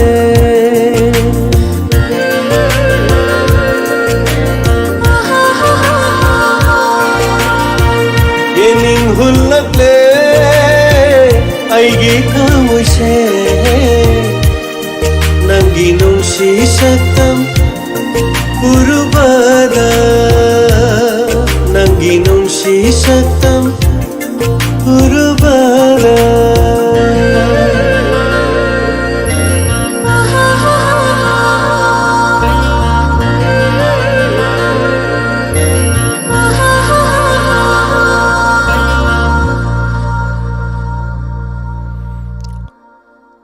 ꯃꯊꯪꯗꯕ ꯈꯨꯗꯣꯜꯖꯔꯤ inspector ꯇꯌꯥꯏꯒꯤ ꯗ eight ꯁꯣꯡ ꯑꯃ ꯃꯗꯥꯀꯤꯅꯤ ꯇꯈꯦꯜꯂꯝꯕ ꯑꯃꯗꯤ ꯑꯩ ꯏꯁꯥꯃꯛꯀ ꯂꯣꯏꯅꯅ ꯁꯛꯈꯤꯕ ꯏꯁꯩ ꯏꯟꯁꯄꯦꯛꯇꯔ ꯇꯌꯥꯏꯒꯤ ꯑꯅꯧꯕ ꯏꯁꯩꯁꯤꯡꯒꯤ ꯃꯅꯨꯡꯗ ꯑꯃ ꯑꯣꯏꯔꯤꯕ ꯑꯩꯅ ꯅꯨꯡꯁꯤꯖꯕꯤ ꯑꯩꯅ ꯅꯨꯡꯁꯤꯖꯕ ꯏꯁꯩꯁꯤꯒꯤ ꯃꯌꯦꯛ ꯑꯃꯗꯤ ꯇ꯭ꯋꯤꯟꯗ ꯑꯩ ꯏꯁꯥꯃꯛ ꯏꯁꯩꯁꯤꯒꯤ ꯃ꯭ꯌꯨꯖꯤꯛꯇ ꯕꯤꯅꯣꯗ ꯀꯨꯃꯥꯔ ꯁꯔꯃ ꯈꯨꯗꯣꯜ ꯇꯝꯖꯔꯤ ꯑꯊꯦꯡꯕꯗ ꯇꯥꯕꯤꯔꯤꯕꯁꯤꯡ ꯃꯌꯥꯝ ꯄꯨꯝꯅꯃꯛꯇ ꯀꯠꯊꯣꯛꯆꯔꯤ ꯉꯁꯤꯒꯤ ꯑꯔꯣꯏꯕ ꯏꯁꯩꯅꯤ ꯈꯨꯗꯣꯜꯖꯔꯤꯕ ꯇꯥꯃꯤꯟꯅꯁꯤ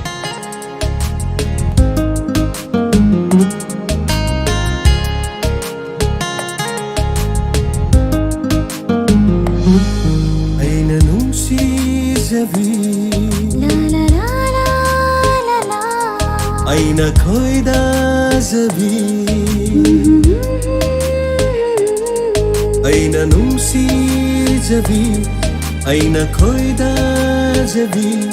ꯅꯪꯇꯅꯤ ꯄꯨꯟꯁꯤꯒꯤ ꯅꯪꯇꯅ ꯂꯣꯏꯖꯔꯦ ꯑꯩꯒꯤꯗꯤ ꯊꯋꯥꯏꯅꯤ ꯅꯪꯇꯅ ꯂꯣꯏꯖꯔꯦ ꯑꯩꯒꯤꯗꯤ ꯊꯋꯥꯏꯅꯤ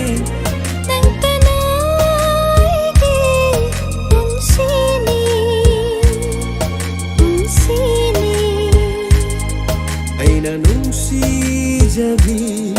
ꯑꯩꯅ ꯈꯣꯏꯗꯥꯖꯕꯤ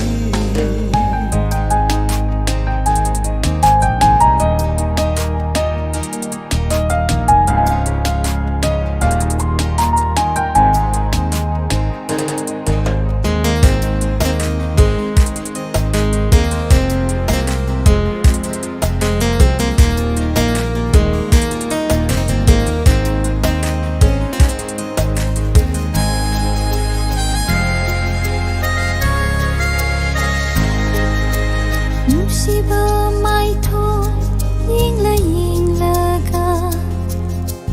ꯐꯖꯕ ꯍꯦꯜꯂꯤ ꯑꯁꯨꯝ ꯑꯁꯨꯝ ꯅꯨꯡꯁꯤꯕ ꯁꯛꯇꯝ ꯌꯦꯡꯂꯒ ꯐꯖꯕ ꯍꯦꯜꯂꯤ ꯑꯁꯨꯝ ꯑꯁꯨꯝ ꯅꯪꯕꯨ ꯅꯨꯡꯁꯤꯔꯨꯕꯩ ꯑꯣꯏꯔ ꯃꯥꯜꯂꯦ ꯅꯪꯕꯨ ꯌꯦꯡꯅꯤꯡꯗꯨꯅ ꯂꯩꯔꯦ ꯅꯪꯕꯨ ꯅꯨꯡꯁꯤꯔꯨꯕꯩ ꯑꯣꯏꯔ ꯃꯥꯜꯂꯦ ꯅꯪꯕꯨ ꯌꯦꯡꯅꯤꯡꯗꯨꯅ ꯂꯩꯔꯦ ꯅꯪꯇꯅ ꯑꯩꯒꯤ ꯄꯨꯟꯁꯤꯅꯤ ꯄꯨꯟꯁꯤꯅꯤ ꯄꯨꯟꯁꯤꯅꯤ ꯑꯩꯅ ꯅꯨꯡꯁꯤꯖꯕꯤ ꯑꯩꯅ ꯈꯣꯏꯗꯥꯖꯕꯤ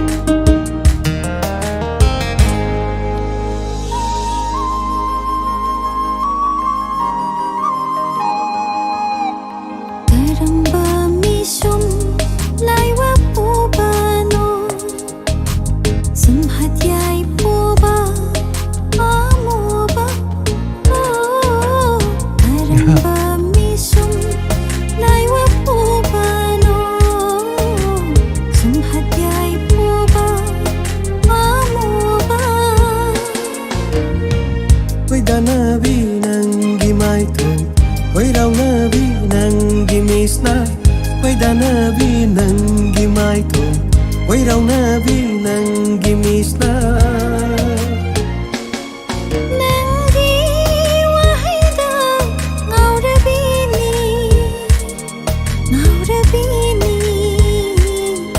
ꯅꯨꯡꯁꯤꯕ ꯑꯩꯅ ꯅꯨꯡꯁꯤꯖꯕꯤ ला ला ला ला ला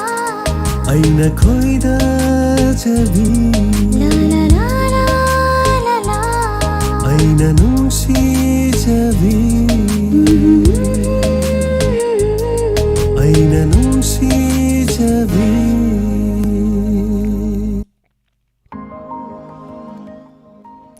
ꯊꯥꯒꯠꯆꯔꯤ ꯍꯥꯟꯅ ꯃꯌꯥꯝꯒꯤ ꯀꯣꯃꯦꯟ ꯄꯥꯕꯗ ꯌꯥꯝ ꯅꯣꯛꯅꯤꯡꯕ ꯃꯈꯣꯟ ꯊꯣꯛꯅ ꯅꯣꯛꯈꯤ ꯑꯩꯈꯣꯏꯅ ꯇꯌꯥꯏ ꯇꯥꯅꯅꯕ ꯍꯣꯠꯅꯕꯗ ꯋꯥꯅ ꯉꯥꯏꯖꯕ ꯁꯥꯔꯅ ꯇꯌꯥꯏ ꯁꯥꯟꯅꯅꯕ ꯍꯣꯠꯅꯕꯗ ꯋꯥꯅ ꯁꯥꯟꯅꯕ ꯍꯥꯏꯕꯤꯔꯛꯄꯗ ꯌꯥꯝꯅ ꯆꯨꯝꯕ ꯍꯥꯏꯇꯥꯔꯦ ꯄꯨꯡ 11 ꯃꯈꯥꯏ ꯉꯥꯏꯕꯗ ꯋꯥꯕꯗ ꯀꯥꯡꯒꯨ ꯑꯃꯅ ꯀꯔꯤꯕꯨ ꯇꯧꯔꯒ ꯂꯦꯟꯕ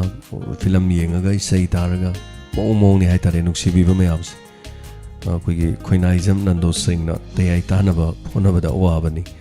ꯑꯗꯨꯒ ꯁꯥꯔꯅ ꯁꯥꯟꯅꯅꯕ ꯍꯣꯠꯅꯕꯗ ꯋꯥꯔꯝꯒꯗꯧꯕꯗꯨꯅ ꯇꯥꯛꯄꯤꯔꯦ ꯊꯦꯡꯛ ꯌꯨ ꯁꯣ ꯃꯆ ꯌꯥꯝ ꯐꯖꯕ ꯋꯥꯐꯝꯅꯤ ꯍꯥꯏꯕꯤꯔꯤꯁꯦ ꯍꯦꯛꯇ ꯁꯥꯟꯅꯕ ꯌꯥꯗꯕ ꯍꯥꯏꯇꯥꯔꯦ ꯉꯜꯂꯤꯉꯩꯒꯤ ꯃꯇꯝ ꯄꯨꯡ 9-10 ꯁ꯭ꯋꯥꯏꯐꯥꯎꯁꯦ ꯑꯗꯨꯝ ꯌꯥꯗꯦꯕ ꯑꯗꯨꯝ ꯋꯥꯔꯤ ꯈꯣꯝꯖꯤꯟꯕ ꯑꯣꯏꯔꯣ ꯑꯗꯩ ꯊꯕꯛ ꯊꯧꯔꯝ ꯑꯗꯒꯤ ꯑꯃ ꯍꯥꯏꯇꯥꯔꯦ ꯁꯤ ꯃꯔꯛꯁꯤꯗꯩꯗ ꯑꯩꯅ ꯇꯧꯔꯨꯕ ꯌꯥꯗꯕ ꯑꯃꯈꯛ ꯂꯩ ꯌꯥꯕꯗꯤ ꯀꯔꯤ ꯌꯥꯗꯅꯤꯒꯦ ꯅꯝꯗꯅ ꯁꯥꯟꯅꯧ ꯍꯥꯏꯗꯤ ꯑꯗꯨꯝ ꯁꯥꯟꯅꯕꯗꯤ ꯁꯥꯟꯅꯈꯤꯅꯦꯕ ꯑꯗ ꯅꯨꯡꯇꯤꯒꯤ ꯍꯥꯏꯕ ꯑꯃ ꯂꯥꯛꯄꯅꯤꯅ ꯅꯨꯡꯇꯤꯒꯤ ꯂꯥꯛꯄꯗꯗꯤ ꯃꯗꯨ ꯉꯝꯗꯕ ꯍꯥꯏꯇꯥꯔꯦ ꯑꯗꯨꯅ khitang ꯏꯪꯕ khitang ꯆꯤꯛꯄ ꯃꯤ ꯂꯩꯇꯕ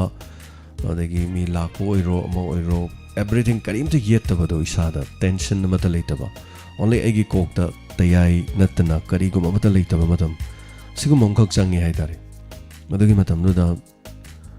ꯋꯥꯔꯤꯅꯤ ꯑꯩꯅ ꯁꯥꯟꯅ ꯂꯩꯉꯩꯗ ꯃꯤ ꯂꯥꯛꯑꯦꯅ ꯑꯩ ꯊꯣꯛ ꯌꯥꯄꯣꯟꯇꯦ ꯑꯁ ꯃꯌꯥꯝ ꯑꯩ ꯃꯤ ꯂꯥꯛꯑꯦ ꯃꯄꯥꯟ ꯊꯣꯛꯎꯒꯦ ꯇꯌꯥꯏ ꯃꯇꯦꯛ ꯑꯃ ꯇꯧꯔꯒ ꯊꯣꯛ ꯌꯥꯄꯣꯟꯇꯦ ꯁꯣ ꯑꯗꯨꯒꯤ ꯌꯥꯝꯅ ꯑꯣꯏꯕ ꯁꯤꯆꯨꯋꯦꯁꯟꯁꯦ ꯑꯗꯨꯒꯤ ꯃꯇꯝꯗꯨꯗ ꯑꯣꯏꯕ ꯍꯥꯏꯇꯥꯔꯦ ꯑꯗꯣ ꯃꯌꯥꯝꯅ ꯇꯦꯡꯅ ꯉꯥꯏꯕꯒꯤ ꯋꯥꯔꯝꯒꯗꯕ ꯃꯌꯥꯝꯗꯣ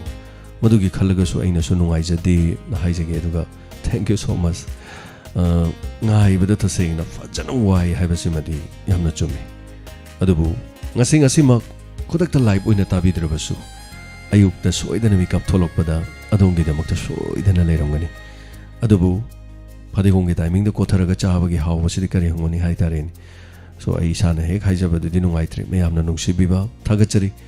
ꯁꯣꯏꯗꯅꯕ ꯍꯌꯦꯡꯒꯤꯁꯨ ꯑꯗꯨꯝ ꯍꯣꯠꯅꯖꯒꯦ ꯑꯔꯣꯏꯕꯅꯤ ꯍꯌꯦꯡꯒꯤ ꯇꯥꯏꯃꯤꯡꯁꯦ ꯑꯗꯨꯅ ꯁꯣ ꯊꯦꯡꯛ ꯌꯨ ꯁꯣ ꯃꯆ ꯍꯥꯟꯅ ꯊꯥꯒꯠꯆꯔꯤ ꯉꯁꯤꯒꯤ ꯋꯥꯔꯤ ꯑꯁꯤꯒꯤ ꯃꯈꯥ ꯀꯔꯤ ꯂꯥꯛꯀꯗꯒꯦ ꯀꯔꯝꯕ ꯃꯥꯏꯌꯣꯟꯗ ꯀꯔꯤ ꯇꯧꯔꯛꯀꯗꯒꯦ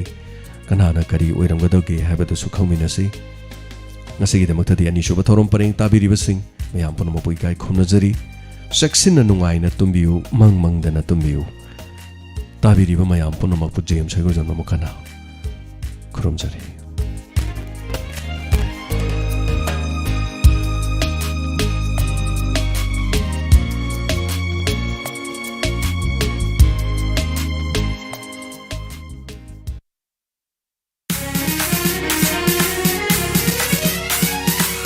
Khazuna saklaba laikolni